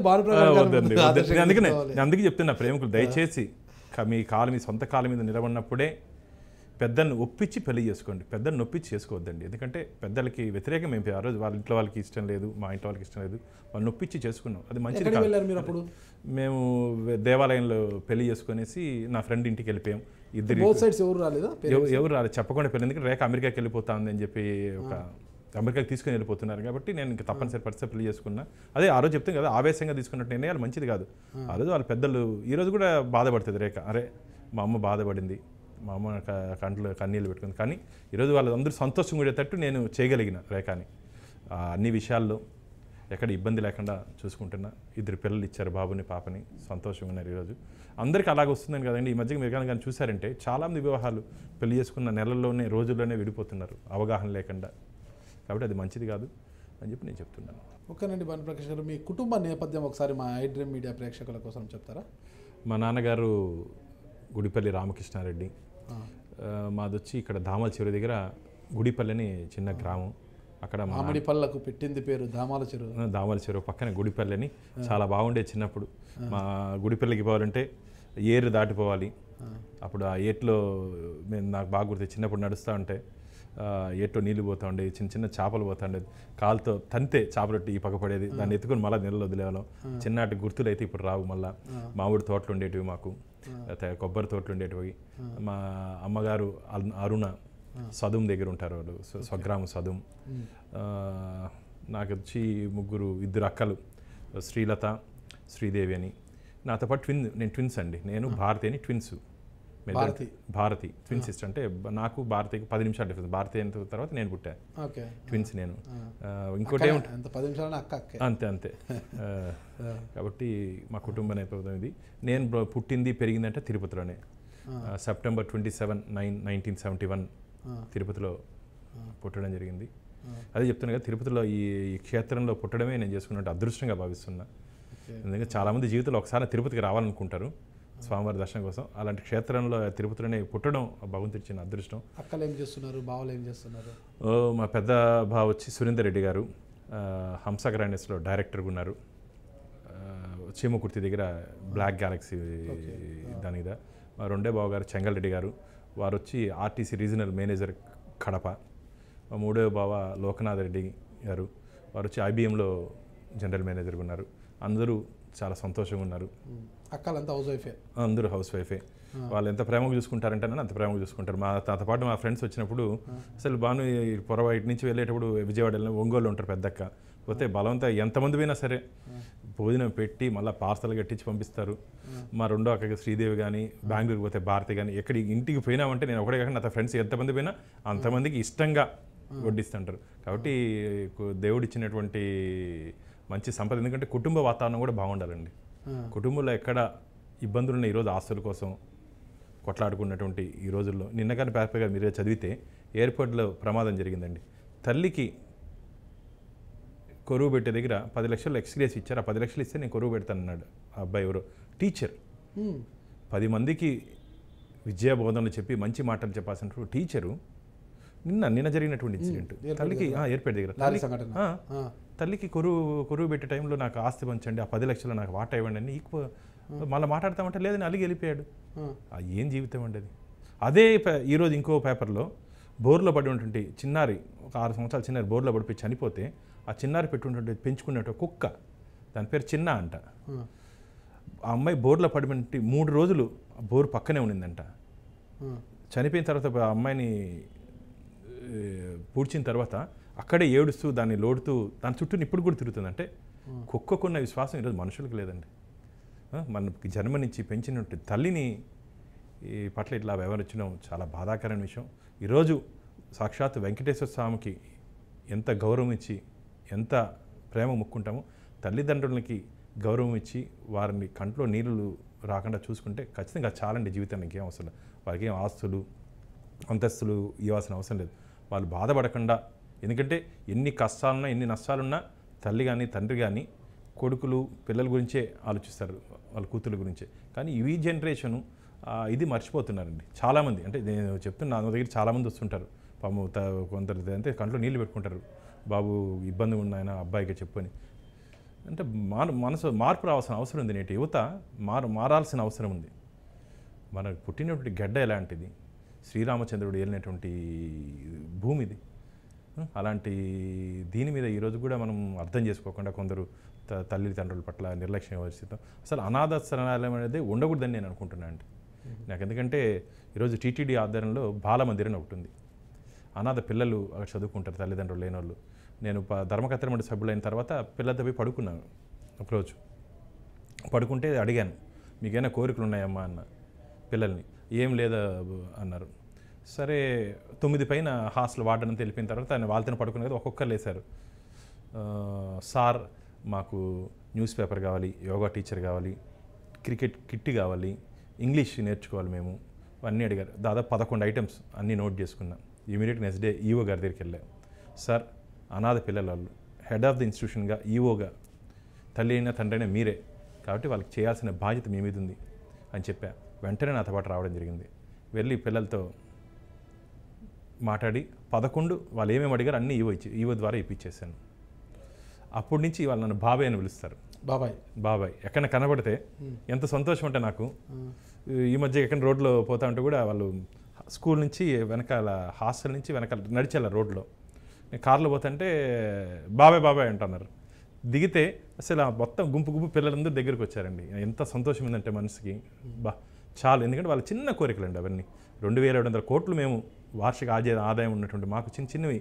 అలాగే వరద డఫ్ అండ్ డమ్ స్కూల్ ఉంది, TTD deaf and dumb school maintain చేస్తుంది. అక్కడికి వెళ్ళా. అల్పాహారం టైం అంటే ఉదయం 7:30కి వెళ్ళా. ఎవరు టిఫిన్ దగ్గర లేరు, వారికి మాటలు రారు, చెప్పలేరు. వాళ్ళ వార్డెన్ అడిగాను, ఎందుకు లేరు ఇక్కడ అని. సార్ ఈరోజు ఉప్మా సార్ ఎవరు తినరు అన్నారు. వాళ్ళు తినకపోతే వాళ్ళకి ఇష్టం వచ్చింది పెట్టచ్చు కదా అన్న. సార్ మాకు అవకాశం లేదు సార్. ఏమి అన్న. సార్ వాళ్ళు ఇడ్లీ దోశ అడుగుతారు, మేము పెట్టలేము సార్ అంటే. ఎందుకు పెట్టలేరంటే మాకు ఇండెంట్ లేదన్నారు. అడగచ్చు కదంటే సార్ ఎవరు సార్ మాకు ఇక్కడ దీని గురించి ఎవరు చెప్తారన్నారు. మళ్ళీ ఈవో గారి దగ్గర పోయినా, సార్ రోజుకి 1,00,000 మందికి అన్నం పెడతాం మనం, అన్నప్రసాదం కొండ మీద 1,00,000 మందికి పెడుతున్నామండి మేము. ప్రపంచంలో ఏ దేవస్థానం పెట్టదు, 1,00,000 మందికి అన్నం పెడుతున్నాం. 250 మంది ఉన్నారు. వాళ్ళు మాటలు రావు, వినపడవు, వాళ్ళు ఆ కోరిక కూడా తీర్చలేదు. ఏమంటే ఇమీడియట్గా నా ముందే ఫోన్ తీసుకొని స్టాండింగ్ ఇన్స్ట్రక్షన్స్ ఇచ్చాడు. ఇమీడియట్గా 2 రోజుల్లో వాళ్ళ పిల్లలకి ఏమేం కావాలో మెనూలో యాడ్ చేయండి అని. మళ్ళీ వాళ్ళతో పాటు పోయి కలిసి భోజనం చేసి వచ్చాను. ఇవన్నీ ఎందుకు చెప్తున్నానంటే మనసుకు తృప్తి. చిన్న పనితో వాళ్ళ దగ్గర నుంచి వాళ్ళ కోరిక నెరవేరింది. ఇలాంటి కార్యక్రమాలు చేస్తున్నాము. ఇంకోటి నా జీవితంలో ఒకటి ముఖ్యమైనది ఏమిటంటే ఈరోజు గోసంపదని కాపాడుకొచ్చిన బాధ్యత మనందరి మీద ఉంది. ఒంగోలు జాతి ఈరోజు మీరు కానీ విన్నారంటే ఒంగోలు జాతి మన ఆంధ్రప్రదేశ్కి గర్వకారణం. అంటే ఒంగోలు జాతి ఇంకో 10-15 సంవత్సరాలు కనపడదండి. చిత్తూరు జిల్లాలో ఉన్నటువంటి పుంగునూరు జాతి ఆవు కూడా మనం చిన్నప్పుడు వినేవాళ్ళం, చాలా శ్రేష్టం పుంగునూరు ఆవుని. ఇప్పుడు లేదు, ఎరాడికేట్ అయిపోయింది. ఈ ఒంగోలు జాతి పరిరక్షణ కోసం నేను టీటీడీ మా సెంట్రల్ గవర్నమెంట్తో సంయుక్తంగా గో సంరక్షణ మిషన్ కింద టీటీడీకి 600 ఎకరాల భూమి ఉందండి పలంనేరు దగ్గర. సో దాంట్లో ఒంగోలు జాతిని పరిరక్షించి రైతన్నలకు ఇవ్వాలని చెప్పి ఒక ప్రపోజల్ స్టార్ట్ చేయడం జరిగింది. త్రూ టీటీడీ స్టేట్ గవర్నమెంట్ ద్వారా అగ్రికల్చర్ మినిస్ట్రీకి ప్రపోజల్ పంపించాం. గవర్నర్ వెంకయ్యనాయుడు గారి సమక్షంలో అగ్రికల్చర్ మినిస్ట్రీని పిలిపించి నేను మా డైరీ ఫామ్ డైరెక్టర్ మాట్లాడడం జరిగింది. సో ఇది ఒంగోలు జాతిని కాపాడాలా, ఏ విధంగా చేయాలంటే ఖచ్చితంగా సార్ దీన్ని మాట్లాడతామని చెప్పి వాళ్ళ అండర్ సెక్రటరీస్ అన్న మాట్లాడారు. ఆ ప్రపోజల్ కూడా మూవ్ అవుతుంది. అది కానీ తొందరగా అయిపోతే ఆ ఒంగోలు బ్రీడ్ని డెవలప్ చేసి రైతన్నలకు అందరికీ ఉచితంగా ఇవ్వాలని చెప్పి నా కోరిక. ఈ 2 ఏళ్ల కాలంలో పూర్తి చేయలేకుండా పోయినటువంటి కార్యక్రమం ఒకటండి. అలిపిరి పాదాల మండపం దగ్గర గోశాలకి ఫౌండేషన్ కూడా వేయడం జరిగింది మేము. ఎందుకంటే అక్కడ గోశాల కట్టి సప్త గో పూజ, గో తులాభారం పెట్టాలని నేను ఆలోచన. ఎందుకంటే వెంకటేశ్వర స్వామి తిరుమల క్షేత్రంలో ఒక పొట్టులో ఉన్నప్పుడు బ్రహ్మ విష్ణు మహేశ్వరులు ఆవు దూడకు వచ్చి స్వామివారికి పాలు ఇచ్చారని చెప్పి మనకు ఇతిహాసాలు చెప్తున్నాయి. ఆవుకి వెంకటేశ్వర స్వామి చాలా లింక్ ఉంది. కాబట్టి అక్కడ కింద అలిపిరి పాదాల దగ్గర ఇప్పుడు ఏదైతే వకులమాత ఆలయం నిర్మించాలని చెప్పుకున్నారో వకులమాత అలిపిరి పాదాల దగ్గర అక్కడ ప్రపోజ్ చేసి ఫౌండేషన్ కూడా వేసేయడం జరిగింది. కానీ దురదృష్టవశాత్తు కొద్దిగా ఫారెస్ట్ ల్యాండ్ వెళ్తుంది అది. కాబట్టి అది ఫారెస్ట్ అధికారులు దాన్ని నిలిపివేయడం జరిగింది. అది కానీ పూర్తయితే గోపూజ, గోతులాభారం అన్ని పెట్టి అక్కడ వచ్చిన డబ్బుతో రాష్ట్రంలో ఉన్నట్టు గోశాలకి గోవులకి దానాగా పంపించాలని నా ఆలోచన అండి. ఎందుకంటే ఈ మధ్య నేను మహానంది పోయినప్పుడు దారిలో ఉన్నటువంటి గోశాలని చూసుకోబోతున్నా. బసవరాజ్ అని ఒక కర్నూలు దగ్గర ఒక అతను యాక్సిడెంట్లో దెబ్బతిన్నటువంటి ఆవుల్ని ఒక గోశాల పెట్టి మెయింటైన్ చేస్తున్నాయండి. పాపం ఎంత బాగా మెయింటైన్ చేస్తున్నాయంటే ఆర్థికంగా చిన్న మధ్యతరగతి కుటుంబం, వాళ్ళ మిత్రులు వాళ్ళ దగ్గర కలిసి మెయింటైన్ చేస్తున్నారు. అక్కడ విన్నప్పుడు నాకు ఆలోచన వచ్చింది, ఏం బసవరాజు అంటే అన్న 50 ఆవుల పైన నేను పెట్టుకోలేనమ్మన్నా, కానీ రోడ్డు దెబ్బతింటే నా వల్ల కావట్లేదు, కానీ మా దగ్గర తెచ్చి ఇక్కడ దాన్ని పస్తు పెట్టలేమన్నారు. ఆ రోజు నాకు ఆలోచన వచ్చింది, సో మనం ఏదైనా చేయాలా అని చెప్పి ఈ గోపూజ, గోతులాభరం వచ్చే డబ్బుల్ని రాష్ట్ర వ్యాప్తంగా ఉన్నటువంటి గోశాలకు ఫీడింగ్ పంపిస్తే బాగుంటుందని చెప్పి ఈవో గారికి చెప్పడం చెప్తే వాళ్ళు ఒప్పుకున్నారు. కానీ దురదృష్టవశాత్తు అది అక్కడ నిలిచిపోయింది. వకులామాత ఫస్ట్ ప్రయారిటీ, గోశాల, అలాగే టీటీడీ. ఈరోజు టీటీడీ అంటే ఒక ధార్మిక క్షేత్రం, ప్రపంచ ఆధ్యాత్మిక రాజధాని టీటీడీ. సేవా కార్యక్రమంలో ఇప్పుడు మీరు కానీ గమనించినట్లయితే నేను కూడా టీటీడీ నిధులతో నడుస్తున్నటువంటి విద్యాలయాలు దాదాపు 10,000 మంది విద్యార్థులు చదువుతున్నారండి. జూనియర్ కాలేజ్ కానీ, ఇంతకుముందు నేను చెప్పినట్టు బాలమంది కానీ, డఫ్ అండ్ డమ్ కానీ, డిగ్రీ కానీ అన్ని ఈ విద్యా సంస్థలతో పాటు సేవా కార్యక్రమం కూడా బర్డ్ హాస్పిటల్. ఇప్పుడు భారతదేశం మొత్తం మీద పోలియో కానీ ఏదైనా ఉంటే ఇక్కడ ఫ్రీగా మేము వాళ్ళకి కృత్రిమ పాదాలు వాళ్ళకి ఇచ్చి మేము వాళ్ళని ఆపరేషన్ చేసి ఫ్రీగా ఎటువంటి డబ్బు లేకుండా చేస్తున్నాం. ఇవన్నీ చేస్తున్నాం. కానీ దీనికన్నా ముందుకు పోయి మనం ఏదైనా చేయాలని చెప్పి నేను ఒక ఆలోచనతో రావడం జరిగింది. శ్రీవారి వైద్య సేవ అంటే స్వామివారికి ప్రతి 2వ శనివారం ముందొచ్చే బేస్తవారం అంటే గురువారం అంటారు. గురువారం స్వామివారికి నేత్ర దర్శనం. ఒక్కరోజు మాత్రమే మీరు స్వామివారి కళ్ళు నామాలు చిన్నవి చేస్తారు, కళ్ళు ఓపెన్ చేస్తారండి. సో నేత్ర దర్శనం ఆ రోజు ఐ క్యాంప్స్ పెడదామని. అలాగే శుక్రవారం స్వామివారి పాదాలు చూడొచ్చు, నిజపాద దర్శనం ఆ రోజు ఆర్థోకి సంబంధించినటువంటి క్యాంప్స్ పెడదామని. శనివారం ఉదయం అన్ని విభాగాలకు సంబంధించినటువంటి హెల్త్ క్యాంప్ పెట్టారని. ఆ రోజు సాయంత్రం ఇప్పుడు సపోజ్ ఉదాహరణ చిత్తూరు జిల్లా చంద్రగిరి మండలం తీసుకున్నాం అనుకోండి, ఆ మండలంలో ఆ రోజు సాయంత్రం శ్రీనివాస కళ్యాణం చేద్దామని. ఈ మనం అనుకున్న శనివారం సెకండ్ సాటర్డే ముందు 10 రోజులు శ్రీవారి ధర్మరథాలని స్వామివారి ఉత్సవ విగ్రహాలు దాంట్లో పెట్టి ఆ రెవెన్యూ విలేజ్ ఉన్నటువంటి రెవెన్యూ విలేజ్ అన్నీ తిప్పాలని. స్వామివారి వైద్య సేవ ఉంది, శ్రీవారి కళ్యాణం 2 ఉన్నాయి, 2 చేయాలని. వస్తున్నటువంటి వారికి వైద్య సేవ చేస్తే అంటే మామూలుగా ఏదో హెల్త్ క్యాంప్ వచ్చినామని కాకుండా నేను కొద్దిగా ముందుకెళ్ళి రాష్ట్రంలో ఉంటే అన్ని హాస్పిటల్ మేనేజ్మెంట్ చైర్మన్స్తో మాట్లాడాను. అపోలో కానీ, కేర్ కానీ, గ్లోబల్ కానీ వీళ్ళందరితో మాట్లాడాను. మా కామినేని శ్రీనివాస్ గారు హెల్త్ మినిస్టర్తో మాట్లాడాను. అని ఇట్లా మరి శ్రీవారి వైద్య సేవ చేయాలనుకుంటాను, ఈ హాస్పిటల్స్తో అందరూ సపోర్ట్ చేస్తూ ఉంటారు, మీరు కూడా ఒక మంచి వాతావరణంలో వీళ్ళందరినీ కలిపి మనం మాట్లాడితే బాగుంటుందని చెప్తే అందరూ వస్తామన్నారు. వీరందరూ ఇప్పుడు మన హెల్త్ క్యాంప్ చేసేటప్పుడు ఏదైనా ఎమర్జెన్సీ కేసులు ఉన్నాయనుకోండి ఫ్రీగా ఆపరేట్ చేసేటట్టు వాళ్ళు. అది కాకుండా మాకు ప్రాణదాన ట్రస్ట్ ఉంది టీటీడీలో, దాంట్లో కొన్ని కేసులు తీసుకొని మేము ఎమర్జెన్సీ కింద, ఎందుకంటే ఇబ్బంది హెల్త్ గ్రౌండ్స్ మీద చాలామందికి అవగాహన లేదండి. మీరు ఈ మధ్య గమనిస్తే చిన్న వయసులోనే 30 ఏళ్ళకే చనిపోతున్నాడు, 40 ఏళ్ళకే చనిపోతున్నాడు అంటే వాళ్ళకి అవగాహన లేకుండా పరీక్షలు చేసుకోలేని కారణంగా చనిపోతున్నారు చాలామంది. కాబట్టి శ్రీవారి వైద్య సేవ ద్వారా ఇలాంటి అన్ని హెల్త్ క్యాంప్స్లో గ్రామీణ ప్రాంతాల్లో మనగానే అవేర్నెస్ తేగలిగితే బాగుంటుందని చెప్పి ఒక మంచి ఆలోచన. దాన్ని ప్రవేశపెట్టాలనుకున్నాం. అదే ఈ సమయం 2 సంవత్సరాలు నాకు సరిపోలేదు ఇది. దానికి ఇవన్నిటికీ ప్రాథమికంగా ఈవో గారు ఆమోదించారండి ఇవన్నీ. కానీ గ్రౌండ్ చేయడానికి కొద్దిగా సమయం పడుతుంది. ఈ సాయంత్రం కళ్యాణం చేసిన తర్వాత మేము చిన్నప్పుడు స్వామివారి రాగి డాలలు వేసుకునేవాళ్ళం మెడ మీద. సో దాన్ని అందరికీ ఇవ్వాలనుకుంటున్నాం. ఎందుకంటే ఈరోజు మీరు కానీ గమనించినట్టయితే ఒక మనసులో బాధ, అన్యమత ప్రచారం, బలవంతపు మత మార్పిడి, అబద్ధాలు చెప్పి ప్రలోభపెట్టి ఈ మతం నుంచి వేరే మతానికి మారుస్తున్నారండి. చాలా బాధ. నాకు చిన్నప్పటి నుంచి నేను పూర్తి వ్యతిరేకిని. ఎందుకంటే హిందూ ధర్మం అన్నా, హిందూ విధానాలన్నా నాకు పిచ్చి. నన్ను చాలామంది హిందూ టెర్రరిస్ట్ అంటారు. బీజేపీలోకి రాకముందు ఉన్నాయా, ముందు నుంచి చిన్నతనం నుంచి? నాకు చిన్నతనం నుంచి నేను బొట్టు ఇట్లా పెట్టుకున్నాను. బొట్టు కాలేజీలో ఇట్ట పెట్టుకున్నాను బొట్టు, ఇప్పుడు ఇట్ట పెడుతున్నాను. ఎందుకో చిన్నప్పటి నుంచి నాకు ఈ మన కల్చర్ అన్నా, మన ఈ దేవుళ్ళన్నా, మన దేవాలయానికి సంబంధించిన విషయాలన్నా చాలా ఇంట్రెస్ట్ ఉండేది. ఎవరి స్ఫూర్తితో వచ్చింది అదంతా కూడా? చిన్నప్పటి నుంచి ఎందుకు అది స్ఫూర్తి అని చెప్పలేం, కానీ చిన్నప్పటి నుంచి ఆలోచన ఉంది నాకు. ఎట్లా వచ్చిందే మిమ్మల్ని మలుచుకున్నారు, ఎలా వచ్చిందో నాకు తెలీదు. ఆలోచనకి కరెక్ట్ అయిన పార్టీలో పడ్డానని నాకు అనిపించింది. బీజేపీలో మా ఆర్ఎస్ఎస్కి పోవడం, బీజేపీ సింకైనా కాబట్టి. ప్లస్ నేను ఇన్ని ఉద్యమాలు చేసిన ఏ రోజు కానీ నా పార్టీ బీజేపీ బాను ఎందుకు ఇది చేస్తావు అని చెప్పి అడగలేదంటే పార్టీకి నా మీద అంత నమ్మకం. బాను నువ్వు చేస్తున్నటువంటి విషయాల్లో ఈరోజు కూడా నేను ఈ భారతీయ జనతా పార్టీకి జీవితాంతం రుణపడి ఉంటాను. ఇన్ని ఉద్యమాలు చేసిన అప్పుడు రాజశేఖర రెడ్డి గవర్నమెంట్ ఉన్నప్పుడు అయితే వారానికి ఒక ఇష్యూ ఇక్కడ. ఏ రోజు కూడా పార్టీ బాను ఎందుకు నువ్వు ఇలా చేస్తున్నావు అడగలేదండి. ప్రతి విషయంలో నన్ను భుజం తట్టి ముందుకు నడిపించింది పార్టీ. కాబట్టి ఈ శ్రీవారి వైద్య సేవ అనేది వస్తే తొందరలోనే అనేక మంది పేద గ్రామీణంలో ఉన్నటువంటి పేదలకు మంచి జరుగుతుందని. అలాగే మీరు కానీ చిన్నప్పుడు మీ ఊర్లో కానీ మా ఊర్లో కానీ భజన మందిరాలు ఉండేటివి. సాయంత్రం అయితే భజనలు చేసుకునేవాళ్ళం. ఒక మంచి వాతావరణం, ఒక ఆధ్యాత్మిక చింతన ఉండేదండి. ఇప్పుడున్నటువంటి ఈ టెన్షన్ లైఫ్లో, యాంత్రికమైనటువంటి ఈ పరిస్థితిలో ఒక మనశ్శాంతిగా ఉంటే మీరు గుళ్ళకి పోతే వస్తుంది, భజనలు చేస్తే వస్తుంది. మనకు పూర్వీకులు ఊరికే ఇవ్వలేదండి ఇవన్నీ. ఈ భజనలు కానీ, ఈ ఆధ్యాత్మిక చింతన రాజులందరూ ఈరోజు ఇన్ని గుళ్ళు కట్టారంటే ఒక గుడిగా ఆ రోజు మీరు ఆలోచించారు ఒకసారి, తిరుమల క్షేత్రంలో దారి లేనటువంటి ఆ సమయంలో ఎక్కడి నుంచో రాలేదు చంత ఆలయాలు కట్టారంటే ఊరికి కట్టలేదండి. ఒక ఆధ్యాత్మిక చింతన, ఒక ఎక్స్ట్రాడినరీ పవర్ ఉంటుంది దేవాలయాల్లో. మనశ్శాంతి కావాలన్నా, మనకు మంచి జరగాలన్నా ఆలయానికి పోవాలని చెప్పి ఆ రోజుల్లోనే ఉంది. కాబట్టి ఆలయ పరిరక్షణ కూడా ఈరోజు ముఖ్యమైన అంశంగా నేను భావిస్తున్నా. టీటీడీ అనేది ఈరోజు ధూపదీప నైవేద్యాలు చెప్పాను కదా, మా గ్రామాల్లో చిన్నప్పుడు ఆలయాలు ఉండేది. ఇది మీరు గమనించారు, ఈరోజు హిందూ దేవాలయాల ఆలయాలు సంఖ్య తగ్గిపోతుంది. అన్యమత ప్రచారానికి సంబంధించిన చర్చలు ఎక్కువైపోతున్నాయి. ఒక గ్రామం, నేను మన శ్రీశైలం వెళ్ళి వస్తున్నా, కింద సుండిపెంట అని ఒక గ్రామం ఉంది, సుండిపెంట 42 చర్చలు వచ్చాయండి. 42 ఇరిగేషన్ ల్యాండ్లో కట్టారు. అంటే అనుమతులు లేకుండా కట్టారు. నేను దాంట్లో పిల్లి వేస్తున్నాను, దాని మీద పిల్లి తొందరలోనే ఈ వారం 10 రోజుల్లో పిల్లి వేస్తున్నాను. ఎందుకంటే అనుమతులు లేకుండా వాళ్ళ ఇష్టానుసారంగా కట్టేయడం, అబద్ధాలు చెప్పి మతాన్ని మార్చుకోవడం. కాబట్టి నేను ఈవో గారికి చెప్పడం జరిగింది, సార్ ఇట్లా మరిగా ఎందుకు ఒప్పుకోరు మీరు మత మార్పిడి? ఎవరి ఇష్టం వాళ్ళది కదా. బలవంతం, అందుకే నేను చెప్తాను, బలవంతం మత మార్పిడికి చేయకూడదు అంటే అబద్ధాలు చెప్పి. నిజంగా భక్తిభావం ఉండేవాడు ఎంత బలవంతం చేస్తే ఎందుకు మారుతారంటారు?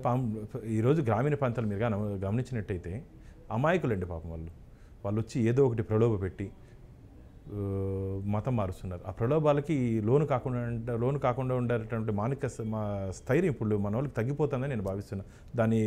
వాళ్ళకి దాన్ని అందించాల్సిన బాధ్యత కూడా మా మీద ఉంది. నేను అందుకని మన ధార్మిక సదస్సు దాన్ని మీరు ఆ మానసిక స్థైర్యాన్ని ఎలా, నేను అందుకని మన జరిగిన మత మార్పిడికి వ్యతిరేకంగా ఎలా పోరాటం చేస్తారు? నేను అందుకని ఒక ఆధ్యాత్మిక చింతన కలగాలంటే ఈరోజు గ్రామీణ గతంలో ఈ శ్రీవారి వైద్య సేవ ద్వారా ఈరోజు నేను చెప్తున్నానండి, ఈ క్రిస్టియన్ మిషనరీస్ గతంలో ఉన్న దళిత గోవిందాన్నే అసలు ఇప్పుడు పట్టించుకోవట్లేదు, అసలు ఎక్కడ పోవట్లేదు. దళిత వాడల్లో కూడా పెద్దగా కార్యక్రమాలు ఎందుకు లేదండి. నేను ధర్మకర్తల మండలి సభ్యులైన తర్వాత ఇక్కడికి వెళ్ళానండి, నేను పోలా భాస్కర్ గారు జేఓ గారు రొంపచోడవరం వెళ్ళాం, దేవాలయాల నిర్మాణం కోసం వెళ్ళాం. అడిపోయి ఏజెన్సీ ప్రాంతం అది, ఎందుకండి గుడులు కట్టలేదన్న. సార్ టీటీడీ మేము 2 లక్షలు ఇస్తే మీరు 2 లక్షలు, మేము 2 లక్షలు మేము ఇస్తే మీరు టీటీడీ 6 లక్షలు ఇస్తుంది, 8 లక్షలతో ఆలయం నిర్మిస్తా అంటే నేను ఆ రోజు అడిగాను జేఓ గారిని, సార్ వాళ్ళు పాపం తినేదానికి తిండి పాపం లేదు, ఏజెన్సీ ప్రాంతం అంటే కొండ గుట్టలు మిట్టలు ఉంటాయి, ఎస్సీ ఎస్టీ కాలనీలో పాపం వాళ్ళకే ఆర్థిక పరిస్థితి సరిగ్గా ఉండదు, వాళ్ళు 2 లక్షలు అడిచేది, మనం 6 లక్షలు ఏంటి సార్ ఇచ్చేది. ఇమీడియట్గా ఈవో గారి దగ్గరికి వచ్చాను, ఇది బాగాలేదు సార్ ఈ పద్ధతి, దీన్ని మార్చానంటే ఇప్పుడు పూర్తిగా టీటీడీ నిధులతో మీరు కానీ అప్లికేషన్ ఇస్తే మీ గ్రామంలో దేవాలయం కావాలంటే భజన మందిరానికి 8 లక్షల రూపాయలు పూర్తిగా టీటీడీ నిధులతో కట్టిస్తామండి మేము. గతంలో అది లేదు వ్యవస్థ, ఇప్పుడు ఇస్తున్నాం. అందుకనే ఈ శ్రీవారి వైద్య సేవ కానీ ఈ సేవలని ఎందుకు తీసుకురావాలనుకుంటే 2 ఏళ్ల కాలంలో దళిత వాడల్లో ఎన్ని కార్యక్రమాలు చేపట్టింటారు? దళిత వాళ్ళు ఇప్పుడు ఎక్కడి నుంచి వచ్చినా సరే మేము అప్లికేషన్ ఇమీడియట్గా వాళ్ళకి కావాలి. వాళ్ళు రావడం కాదు, దేవుడి ముందుకే, భగవంతుడు దేవుడి ముందుకే తీసుకెళ్లే కార్యక్రమాలు ఏం చేశారు? చాలా కార్యక్రమాలు అండి. ఈరోజు మీరు కానీ గమనించినట్టయితే ఇప్పుడు దళిత గోవిందం అమల్లో ఉందా లేదా? దళిత గోవిందం అనేది అప్పుడు వివాదాస్పదమైందండి, వాళ్ళే వ్యతిరేకించారు. అంటే దళిత మా పేరుతో గోవిందం అని పెట్టండి ఏమైందండి, అది వద్దని చెప్పి అక్కడి నుంచి వ్యతిరేకత వచ్చింది కాబట్టి దాన్ని నిలిపివేయడం జరిగింది. ఈరోజు శ్రీనివాస కళ్యాణాలు మీరు కానీ గమనించినట్టయితే శ్రీనివాస కళ్యాణాలు, నిత్య కళ్యాణం, పచ్చతోరణం, కొండ మీద తిరుమల క్షేత్రంలో శ్రీనివాస కళ్యాణం మీరు ఎక్కడి నుంచి అప్లికేషన్ వచ్చినా సరే ఫస్ట్ మీరు ఎవరు ఈ హరిజన గిరిజన ప్రాంతాల నుంచి ఏదైనా వస్తే మేము ఇమీడియట్గా ఇస్తున్నాం. మత్స్యకారులకి మొన్న ఈ మధ్య అండి, 1 నెల ముందు మత్స్య జయంతి జరిగితే మేము టీటీడీ నుంచి ఒక నెల రోజులు ఆ మత్స్యకార గ్రామాలంతా టీటీడీ సంబంధించిన శ్రీవారి రథం తిప్పి వారికి కావాల్సినటువంటి ప్రత్యేక నిధులు ఇవ్వడం జరిగింది. ఎస్సీ ఎస్టీ కాలనీ నుంచి మా గొడుగులు కావాలా, మా ఆలయాలకి మైక్ సెట్ కావాలంటే కొన్ని వందలు ఇప్పించడం జరిగింది. కాబట్టి వాళ్ళు అర్థం చేసుకోలేకుండా ఉన్నారు కాబట్టి ఆ ప్రాంతంలో వాళ్ళని ఎడ్యుకేట్ చేయాల్సిన అవసరం ఉంది. ఈ మధ్య కొండ మీద ధార్మిక సదస్సు జరిగింది, దేశంలో ఉన్నటువంటి అన్ని మఠాధిపతులు పీఠాధిపతులు రావడం జరిగింది. ఆ ధార్మిక సదస్సులు నేను కూడా ఉన్నాను. దాంట్లో చెప్పాను నేను, ఇప్పుడున్నటువంటి పరిస్థితులు ప్రతి మఠాధిపతి కానీ పీఠాధిపతి కానీ గ్రామ స్థాయిలోకి వెళ్ళి మన ధర్మాన్ని కాపాడుకున్న బాధ్యత ఉంది. మన ధర్మాల్లో ఉన్నటువంటి విలువల్ని, మన ధర్మానికి ఉన్నటువంటి సంస్కృతి సాంప్రదాయాల్ని వాళ్ళకి చెప్పాల్సిన అవసరం ఉంది. ఎడ్యుకేట్ చేసి ఇంకా వాళ్ళని దారి మళ్ళకుండా చూసుకోవాల్సిన అవసరం ఉందంటే అందరూ ఒప్పుకోవడం జరిగింది. రాబో రోజుల్లో ఈ బలవంత మతపారకులు అంటే ఉద్దేశపూర్వకంగా చేస్తున్నారండి. ఈ మధ్య ఒక 10 సంవత్సరాల ముందు రియా హాస్పిటల్లో పేషెంట్ దగ్గరికి వెళ్ళారు, మీరు ఆ దేవుని నమ్మద్దండి, ఆ దేవుని నమ్ముకుంటే మీకేం జరగదు, మా దేవుని నమ్మండి అని చెప్పి వాళ్ళు అక్కడ అన్యమత ప్రచారం చేస్తుంటే మాకు ఫిర్యాదు రావడం జరిగింది. ఇమీడియట్ నేను వెళితే నేను ఈ పక్క గేట్ దగ్గర ఉంటే వాళ్ళు దాదాపు 50 అడుగులు గేట్ ఉందండి, ఈ గేట్కి ఆ గేట్. నేను అసలు వాళ్ళు ఉన్న చూడడం కూడా చూడలేదు. మనం పోతేనే పోలీసు వాళ్ళు మమ్మల్ని ఇక్కడ నిలిపేస్తారు, వాళ్ళని అక్కడ నిలిపేశారు. కానీ దురదృష్టవశాత్తు హ్యూమన్ రైట్స్లో నా మీద కంప్లైంట్ ఇచ్చారు. భానుప్రకాష్ మా ఈ చీర తీసేసి ఈ కాషాయంగా చీర కట్టుకోమని చెప్పాడని చెప్పి అసలు 50 అడుగుల దూరంలో వాళ్ళు ఎవరున్నారో తెలియదు నాకు. అంటే ఇలా అబద్ధపు మాటలు, ఇలా తప్పుడు కేసులు బనాయించి బెదిరించాలనుకుంటున్నారు. మేము ఈ తప్పుడు కేసులకు కానీ వాళ్ళ బెదిరింపులు కానీ భయపడే ప్రసక్తే లేదు. నేను ఖచ్చితంగా రాబో రోజుల్లో పిల్లేస్తున్న ఈ క్రిస్టియన్ మిషనరీస్ వ్యవహరిస్తున్నటువంటి అక్రమ చర్చల మీద ఖచ్చితంగా, ఎందుకంటే దాన్ని అరికట్టాల్సిన బాధ్యత నా మీద ఉంది. ఈరోజు ఏదో పుట్టినామా, తిన్నామా, రాత్రి పడుకున్నామా కాదండి. చరిత్ర చదవడం కాదు, చరిత్ర మనం నిలిచిపోవాలి. అంతే, ఒక మంచి కార్యక్రమం చేయాల్సిన అవసరం ఉంది. ఈరోజు మనందరూ పెద్దవాళ్ళ గురించి ఎందుకు చెప్పుకుంటున్నాం? వాళ్ళు మంచి పనులు చేస్తారు కాబట్టి పుట్టిన దానికి నలుగురు మంచిగా బాను మంచి పని చేస్తాడని చెప్పుకోవాలంటే ఏదో ఒకటి ఊరికి ఇంట్లో కూర్చుంటే రాదండి, ధైర్యం చేయాలి. ఇప్పుడు నాకు కూడా చాలామంది ఇంట్లో నా ఫ్రెండ్స్ అంటుంటారు, నీకు ఎందుకు బాను ఇవన్నీ, ఒకలామాత అన్నవారు అలా అక్రమ మైనింగు, ఎర్రచందనం, కిషన్ రెడ్డి గారిని తీసుకొని 8 సంవత్సరాల ముందే నేను కిషన్ రెడ్డి గారిని తీసుకొని ఈరోజు ఎర్రచందనం అండి. 8 సంవత్సరాల ముందే కిషన్ రెడ్డి గారు నేను ఆ శేషాచల అడవుల్లో పోయాం. ఉదయం వెళ్తే రాత్రి కొండ మీద ధర్మగిరిలో అడుగు పెడితే కళ్యాణ్ డ్యామ్ దగ్గర దిగాం. ఆ రోజు చెప్పారు, ఎందుకు నీకు ఇవన్నీ వాళ్ళతో అంతా స్మగ్లర్స్తో నీకు ఏమైనా జరగచ్చు కదా అన్నారు. చావుకు భయపడితే ఏం సాధించలేము.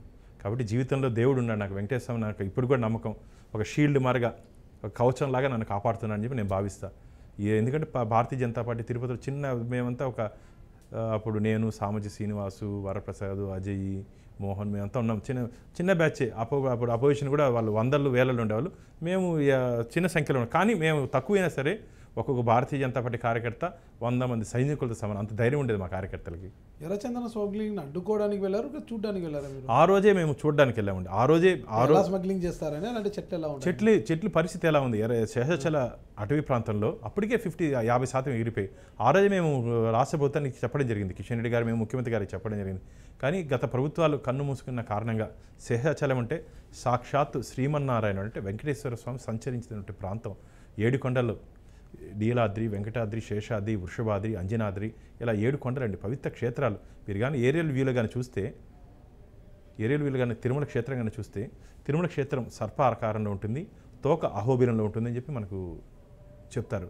అలాంటి పవిత్రమైన క్షేత్రంలో మన కళ్ళ ముందు ఈరోజు ఎర్రచందనం అనేది మన జాతీయ సంపద, దాన్ని కాపాడుకోవాలనుకుంటున్నాం. 8 సంవత్సరాల ముందు పోయాము. మొన్న కూడా రాజ్నాథ్ సింగ్ గారు వచ్చినప్పుడు నేను ఫిర్యాదు చేయడం జరిగింది. ఇప్పుడున్నటువంటి ఫోర్సెస్ గత ప్రభుత్వం కళ్ళు మూసుకుంది, ఈ ప్రభుత్వం వచ్చినాక దాన్ని కట్టడి చేసే గట్టి ప్రయత్నాలు చేస్తున్నాయి. ఇప్పటికి కూడా సరిపోలేదు. ఇప్పటికి కూడా ఈ రోజు కూడా ఈ నిమిషంలో కూడా ఇంకా ఎర్రచందన స్మగ్లర్లు తమ కార్యక్రమాలు కొనసాగిస్తున్నారు. దాన్ని పూర్తి స్థాయిలో నివారించాలని చెప్పి కూడా అనుకుంటున్నాం. దాంట్లో రాజ్నాథ్ సింగ్ గారు మనం వచ్చినప్పుడు కూడా నేను ఫిర్యాదు చేయడం జరిగింది. రాబో రోజుల్లో ఖచ్చితంగా ఎర్రచందనం పూర్తి స్థాయిలో అక్రమ రవాణాని నిలుపుతామని చెప్పి నమ్మకం ఉంది. సేపున్నా మీరు ఈ కార్యక్రమాలు చేసిన మా కార్యక్రమాలు చేసిన చెబుతున్నారు. అయితే ఈ మాస్టర్ ప్లాన్ బాధితులు చాలామంది ఉన్నారు కొండ మీద. ఈ మాస్టర్ ప్లాన్ వల్ల ఈ షాపులు, ఈ షాప్ గదులు ఇవన్నీ కోల్పోయి రోడ్డున పడ్డారు. వారి సమస్యలు పరిష్కారం కాలేదు. ఒక విధంగా ఎంప్లాయీస్ విధంగా చేసుకుంటే అంతర్గతంగా ఎన్నికలు, ఓటింగ్ అనేది కూడా పెండింగ్ అలా పడిపోయింది. ఇక మరోవైపు టీటీడీ నిధులను అభివృద్ధి పేరిట, ఆలయాల అభివృద్ధి పేరిట టీడీపీ నియోజకవర్గాలకు అందరికీ, అంటే ప్రభుత్వంలో ఎవరైతే ఎమ్మెల్యేలు ఉన్నారో, ఎక్స్ఎమ్మెల్యేలు వాళ్ళంతా కూడా టీడీపీ నాయకులంతా కూడా నియోజకవర్గాల అభివృద్ధికి మళ్లించుకున్నారు. 100 కోట్ల రూపాయలు. ఎక్కడ ఆలయాన్ని చూపించేది రోడ్లు వేసుకోవడము, ఇంకొక ఆలయాన్ని చూపించేది వాళ్ళకి ఇష్టానుసారం పనులు చేసుకోవడము, ఇలా కోట్ల కొద్దీ నిధులు పక్కదారి పట్టాయి. వీటన్నిటిని కూడా మీరు అడ్డుకోలేకపోయారు కదా. ఈ 2 సంవత్సరాల కాలంలో మీరు చెప్పినటువంటి ఏమీ జరగలేదండి. ఈ 2 సంవత్సరాల కాలంలో ఇవన్నీ గత ప్రభుత్వాల్లో ఇప్పటికీ ఈ షాపులది పెండింగ్ ఉంది కదా. షాపుల్ది ఎందుకు పెండింగ్ ఉంది అంటే నిన్న కూడా మేము మీటింగ్లో మాట్లాడడం జరిగింది.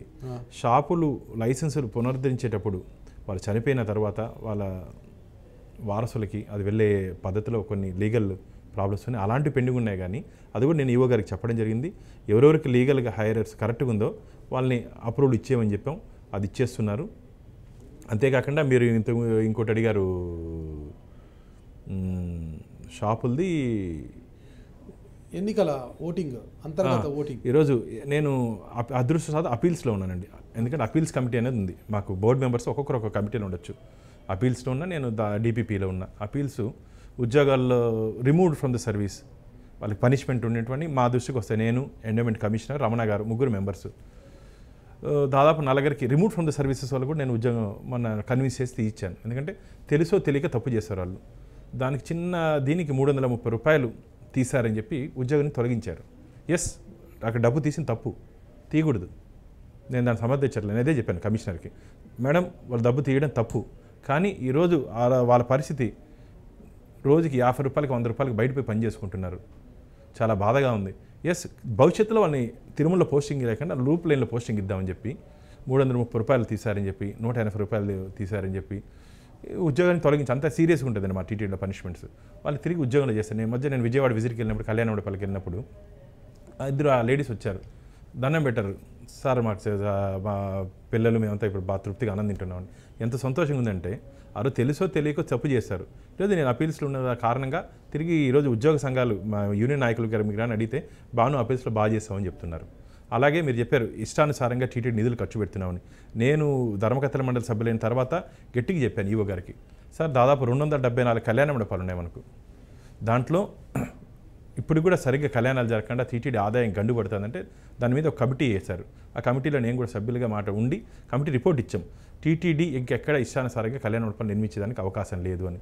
కొన్ని ఈ మధ్య ఒక 4-5 కళ్యాణ మండపాలకు ఎందుకు ఇచ్చామంటే అది కూడా అక్కడ జరుగుతుంది, ఫీజిబిలిటీ ఉంది, రిపోర్ట్ తీసుకొని ఇచ్చాం. కాబట్టి లేకపోతే ఇంతకుముందు గత పాలక మండలిలో వచ్చినప్పుడు ప్రతి బోర్డు మెంబర్ 2-3 వాళ్ళ నియోజకవర్గం 2-3 కట్టుకొని వెళ్ళండి. ఈరోజు మీకు ఆ పరిస్థితి లేదు. టీటీడీ నిధులు ఎక్కడ దారి మళ్లించే అవకాశం లేదు, ఎందుకంటే ఏది రావాలో మాకు బోర్డుకి రావాల్సిందే. నేను యువ గారికి గట్టిగా చెప్పడం జరిగింది, ఒకవేళ పొరపాటున ప్రభుత్వం కానీ దేవస్థానానికి డబ్బులు కానీ అడిగితే బోర్డులోనే నేను దాన్ని అపోజ్ చేస్తాను. ఇంతకుముందు అంటే ఏదో ధర్మకర్తల మండలి సభ్యులు అంటే టికెట్ ఇచ్చినామా, మన వాళ్ళకి దర్శనాలు చేయించుకున్నా వెళ్ళినాము కాదు. టీటీడీ ధర్మకర్తల మండలి సభ్యులు అంటే ఒక పదవి కాదు, ఒక బాధ్యతగా భావించాలి. ఎందుకంటే ఆ దేవదేవుడు సేవ చేసుకునే బాధ్యతగా భావించాలి. అది ఒక హోదాగాను మనకు వచ్చింది కదా, మన వాళ్ళకి దర్శనం చేయించి హారతలు ఇప్పించి పరోక్షంగా ప్రత్యక్షంగా వాళ్ళ దగ్గర ఏదైనా లబ్ధి పొందాలనుకుంటే ఖచ్చితంగా దేవుడు చూస్తూ ఉండుకోడు, ఏదో ఒకటి మళ్ళా దానికి తగినటువంటి విధంలో ఆయన బుద్ధి చెప్తాడు. కాబట్టి ఉన్న సమయంలో మన భక్తులకి ఏం చేయాలి, ముఖ్యంగా అక్కడ వస్తున్నట్టు దేవాలయ ఆస్తులకు సంబంధించి కానీ దేవాలయం వస్తున్నట్టు భక్తులకు సంబంధించి కానీ ఏ విధంగా హెల్ప్ చేయాలో ఆ విధంగా చేయాలి. కానీ నేను ఇంకోటి కూడా ఈరోజు మీరు కానీ గమనించినట్టయితే టీటీడీ చాలా ప్రమాదకర పరిస్థితిలో ఉందండి. ఇంతకుముందు నేను మీకు చెప్పాను 9,000 కోట్లు మాకు ఎఫ్డీలు ఉన్నాయని. ఆ ఎఫ్డీల్లో ఇంతకుముందు 9.5% మనకు బ్యాంక్ రేట్ ఆఫ్ ఇంట్రెస్ట్ వచ్చేది. ఇప్పుడు దాన్ని 6.5% తగ్గిపోయింది. అంటే దాదాపు 270 నుంచి 300 కోట్లు మనకు ఇంట్రెస్ట్లోనే తగ్గిపోయింది. 15 సంవత్సరాలుగా మేము సేవా టికెట్లు రేట్లు పెంచలేదు. ఈరోజు లడ్డు స్వామివారికి అతి పవిత్రమైనటువంటి భక్తులు భావించేది, శ్రీవారి దర్శనమైన తర్వాత అది పవిత్రంగా భావించేది శ్రీవారి లడ్డుని భావిస్తున్నారు. ఆ లడ్డు డైలీ ఇప్పుడు 3 లక్షలు చేస్తున్నామండి లడ్లు. మాకు దాదాపు 33 రూపాయలు, 33 నుంచి 33 చిల్లర పడుతుంది. మేము 25 రూపాయలకి ఇస్తున్నాం. నేనేం చెప్పానంటే దానివల్ల టీటీడీకి ఇది నేను భారం అని చెప్పాను, ఎందుకంటే ప్రసాదం నేను భారంగా భావించాను. టీటీడీని కూడా టీటీడీ సంస్థ బాగుంటేనే మనం బాగుంటాం. ఈరోజు టీటీడీ 2,700 కోట్ల వార్షిక బడ్జెట్ ఉందంటే రెవెన్యూ రిసిప్ట్స్ అండి. నేను దానికి మీకు ఉదాహరణ చెప్తాను. ఈరోజు మాకు 2,700 కోట్లు బడ్జెట్ అనుకోండి. రెవెన్యూ రిసిప్ట్స్ అంటే మా ఎఫ్డీల మీద దాదాపు 9,000 కోట్ల మీద వచ్చే వడ్డీ ఒక 650-700 కోట్లు, తలనీలాలు అంటే ఎంట్రుకల మీద వచ్చే డబ్బు ఒక 150 కోట్లు, ఈ సేవా టికెట్లు, ఈ లడ్లు ఇవన్నీ అమ్మేదాకా అంతా వచ్చేది దాదాపు 1,500 కోట్లు వస్తుందండి. హుండీలో వచ్చేది దాదాపు 1,000 నుంచి 1,100 కోట్లు వస్తుంది. ఈరోజు హుండీలో వచ్చే డబ్బుని మేము ఏం తాకమండి. హుండీలో వచ్చే డబ్బు మొత్తం బ్యాంక్ డిపాజిట్స్కి వెళ్ళిపోతుంది. శ్రీవారి భక్తుల అవసరాల కోసం కట్టే యాత్రిక సముదాయం కానీ దేనికన్నా మాత్రం 100 కోట్లు 50 కోట్లు అట్లా దీన్ని వాడే అవకాశం. ఫస్ట్ టైం టీటీడీ హిస్టరీ 300 కోట్లు ఈరోజు మేము ఆ హుండీని టచ్ చేసే పరిస్థితి వచ్చింది. ప్రతి సంవత్సరం 10% క్యాపిటల్ గెయిన్స్ పెరుగుతూ పోతుంది. అంటే ఈరోజు 300 కోట్లు, వచ్చే సంవత్సరం 330, వచ్చే సంవత్సరం 400 అట్లా ఇట్లే కానీ గమ్మునుంటే మన కానీ ఎవరు దీన్ని అర్థం చేసుకోకుండా కానీ మనం కానీ ఇట్లే మనకి ఎందుకులే అనుకున్నామంటే భవిష్యత్తులో ఈ 1000 కోట్లు ఈరోజు ఏది మనకు ఉండి వస్తుందనుకుంటే 1000 కోట్లు ఖర్చు రూపంలో వెళ్ళిపోద్ది, సోమవారం ఆదాయం తగ్గిపోతుంది. కాబట్టి సంస్థ బాగుండాలి, దేవుడు బాగుంటేనే మనం అందరూ బాగుంటాం. అందుకని దీని మీద ఈవో గారితో మాట్లాడి ఒక కమిటీ ఇచ్చాను, ఖచ్చితంగా రేట్లు పెంచాలని. దురదృష్టవశాత్తు లేదు దాన్ని పోస్ట్పోన్ చేస్తాం, చెడ్డ పేరు వస్తుంది అన్నారు. ఎందుకు చెడ్డ పేరు వస్తుందండి? నేను అదే అడిగినా, ఎందుకు చెడ్డ పేరు వస్తుంది అంటే మన టర్మ్లో రేట్లు పెంచితే చెడ్డ పేరు వస్తుంది కదా అన్నారు. ఏమి రాదు, చెడ్డ పేరు మనకు వస్తే రానియండి. సంస్థకు మంచి జరిగేటప్పుడు, భగవంతుడికి మంచి జరిగేటప్పుడు మనకి ఏం వచ్చినా అంటే ఆ బోర్డు పెంచింది మనకెందుకు అన్నారు. లేదు ఖచ్చితంగా పెంచాలని చెప్పి నేను పూర్తి స్థాయిలో సబ్ కమిటీ వేసి అందరికి రికమెండేషన్స్ చేసి మేము ఇచ్చిన రికమెండేషన్ కానీ ఈరోజు కానీ ఇంప్లిమెంట్ అయితే దాదాపు 225 కోట్లు అండి. అంటే ఈ 300 కోట్ల నుంచి కొద్దిగా ఉత్సాహం జరుగుతుంది. భవిష్యత్తు దాన్ని ఎక్కడ అడ్జస్ట్ చేసే అవకాశం ఉంది. కాబట్టి ఆ భగవంతుడు కానీ ఆశీర్వాదం ఇస్తే, ఇంకొక అవకాశం ఇస్తే ఈ గోశాల, శ్రీవారి వైద్య సేవ, ధూపదీప నైవేద్యాలకు స్కీము, ఖచ్చితంగా శ్రీవారి సేవా టికెట్లు రేట్లు పెంచాల్సిన అవసరం ఉంది. భక్తులు కూడా అర్థం చేసుకుంటారని చెప్పి నేను భావిస్తున్నాను. ఎందుకంటే స్వామివారికి ఇబ్బంది కలుగుతుందంటే ఇప్పుడు వ్యక్తిగతంగా మీరు వచ్చారనుకోండి దర్శనానికి 5 రూపాయలు ఇచ్చి VIP దర్శనం పోతున్నాం. దాన్ని నేను 800కి 1000 రూపాయలకి రికమెండ్ చేశాను. VIP అంటే ఒక మామూలు భక్తుడికి ఎవరికి దొరకట్లేదండి దర్శనం. 500 రూపాయలు ఇచ్చిన భక్తుడికి నేను ఉదాహరణ మీకు చెప్తాను. కులశేఖరపడి అంటే స్వామివారి ముందుండే గడప కులశేఖరపడి, అదైన తర్వాత ఒక 20 అడుగుల దూరంలో రాములవారి మేడ, అదైన తర్వాత జయ విజయులు ఉంటారు. అంటే జయ విజయుల నుంచి కులశేఖర మూల విరాట్ దేవుడి విగ్రహం వరకు 40-50 అడుగులు ఉంటుందండి. 300 రూపాయలు మీరు కానీ ఆన్లైన్ ఈరోజు బుక్ చేసుకుంటే ఈ జయ విజయుల దగ్గర దర్శనం చేసుకుంటారు. అంటే ఎంత దాదాపు 40 అడుగుల దూరంలో. ఈ 500 రూపాయలు ఇచ్చిన భక్తులు మాత్రం దగ్గరవే దర్శనం చేసుకుంటాడు, కేవలం VIPలకి మాత్రం. నేను అదే చెప్తున్నా, ఈ VIPలు ఎంత పెంచండి, 1000 రూపాయలు చేయండి. ఎట్లా ఇప్పుడున్నట్టు రద్దీ చూసా మేము వాళ్ళని ముందుకు పంపించాను. మేము ఇంతకుముందు ఆలోచన అందరిని ముందుకు పంపించాలనుకున్నాం. పొరపాటు నేను మొన్న క్యూ లైన్ మేనేజ్మెంట్లో స్టడీ చేస్తే వీరందరూ కానీ ముందుకు పోతే బయట లైన్ నిలిచిపోతాయి. అంటే ఈరోజు దాదాపు మేము 80,000 మంది భక్తులకి దర్శనం చేస్తున్నాం. కానీ వచ్చినటువంటి భక్తులు తృప్తిగా దేవుని చూడాలని నేను అనుకుంటున్నా. అందరికీ ఈ భేదం లేకుండా ఉండాలి. సో ఆ టికెట్లు పెంచాలి. సో ఇంకోటి వచ్చి తోమాల అర్చన ఉందండి. మీరు కానీ ఇంటర్నెట్లో బుక్ చేసుకుంటే 240 రూపాయలు. ఈ VIP కోట బుక్ చేసుకుంటే 480 రూపాయలు. దేవుడి దగ్గర మీరు 45 నిమిషాలు కూర్చుంటారు. 300 రూపాయలు ఆన్లైన్లో బుక్ చేసుకుంటే మహాలగులు వెళ్ళిపోతారు మీరు. ఈ 400 రూపాయలు బుక్ చేసుకుంటే 3/4 గంట కూర్చుంటారు. అలాగా కాబట్టి ఇది 2000 చేయండి. ఇవన్నీ ప్రతిపాదన నేను సబ్ కమిటీలో చేసి వచ్చాము. దురదృష్టంతో లాస్ట్ మీటింగ్కి అది అజెండాకి వచ్చింది. లాస్ట్ అంటే నిన్న మీటింగ్కి అజెండాకి వచ్చింది. ఇలా కాబట్టి కొన్ని అనివార్య కారణాల వల్ల అది పోస్ట్పోన్ అయింది. ఆ దేవదేవుడు కానీ అనుగ్రహం ఇస్తే ఖచ్చితంగా సేవా టికెట్లు రేట్లు పెంచాల్సిన అవసరం ఉంది. ఎందుకంటే భక్తులు అర్థం చేసుకుంటారు. సేవా టికెట్లు పెంచి స్వామివారికి ఎటువంటి ఇబ్బంది జరగకూడదు. మనందరూ ఉండేది అక్కడ స్వామివారి క్షేత్రం బాగుంటేనే, TTD అనే సంస్థ బాగుంటేనే అందరం బాగుంటాం. కాబట్టి ఇదే కానీ కొనసాగితే భవిష్యత్తులో చాలా ప్రమాదం ఉంది TTDకి. ముఖ్యమంత్రి గారి దృష్టికి కూడా నేను తయారు చేస్తున్నాను దీని మీద పూర్తి రిపోర్టు. ఎందుకంటే ముఖ్యమంత్రి గారికి భగవంతుడి మీద భక్తి ఉంది, వెంకటేశ్వర స్వామికి భక్తుడు ఆయన. కాబట్టి వారి దృష్టికి కూడా తీసుకుని వెళ్ళి నాకైతే నమ్మకం ఉంది ముఖ్యమంత్రి గారు ఒప్పుకుంటారు దాన్ని. కాబట్టి నేను బోర్డులో వచ్చింది ప్రతిపాదన నెక్స్ట్ డిస్కస్ చేస్తామన్నారు. కాబట్టి దీని మీద పూర్తి స్థాయిలో నివేదిక తీసుకొని ముఖ్యమంత్రి గారిని ఒప్పించి TTDకి ఎటువంటి ఇబ్బందులు రాకుండా చేయాల్సిన బాధ్యత నా మీద ఉందని చెప్పి నేను భావిస్తున్నా. అలాగే నాకైతే తృప్తిగా ఉంది ఈ 2 సంవత్సరాల కాలంలో మా తల్లిదండ్రులు చేసుకున్నటువంటి అదృష్టం, మా గురుగారు నాయుడు గారు, మా పార్టీ, మా RSS మాకు ఇచ్చినటువంటి అవకాశంగా ఈ 2 సంవత్సరాలు శ్రీవారి సేవలో పాల్గొనే అవకాశం వచ్చింది. శ్రీవారి భక్తులకి సేవ చేసే అవకాశం వచ్చింది. రాబో రోజుల్లో కూడా ఇదే విధంగా ఎక్కడ కానీ నా జీవితంలో కోరిక, హిందూ ధర్మానికి ఎక్కడ ఎవరు అడ్డుపడినా సరే దాన్ని అడ్డుకునే ధైర్యాన్ని, శక్తిని వెంకటేశ్వర స్వామి నాకు ఇవ్వాలని చెప్పి నేను కోరుకుంటున్నా. ఎందుకంటే నాకు భలే పిచ్చండి. అంటే ఇదేదో హిందూవాది అది కాదు. ఎందుకంటే నా మనసులో చిన్నప్పటి నుంచి ఉంది, మన ధర్మానికి కానీ ఎక్కడన్నా ఏదైనా అన్యాయం జరిగితే ఖచ్చితంగా దాన్ని అడ్డుకోవాలి. ఆ అడ్డుకునే శక్తి, ధైర్యాన్ని ఆ వెంకటేశ్వర స్వామి నాకు ఇవ్వాలని చెప్పి భవిష్యత్తులో ఎక్కడైనా సరే ఏ దేవాలయాలు నాకు ఒక కోరిక ఉందండి. ఈ మొత్తం రాష్ట్రంలో ఉన్నటువంటి దేవాలయాలన్నీ పూర్తిగా పరిశీలించాల్సిన అవసరం ఉంది.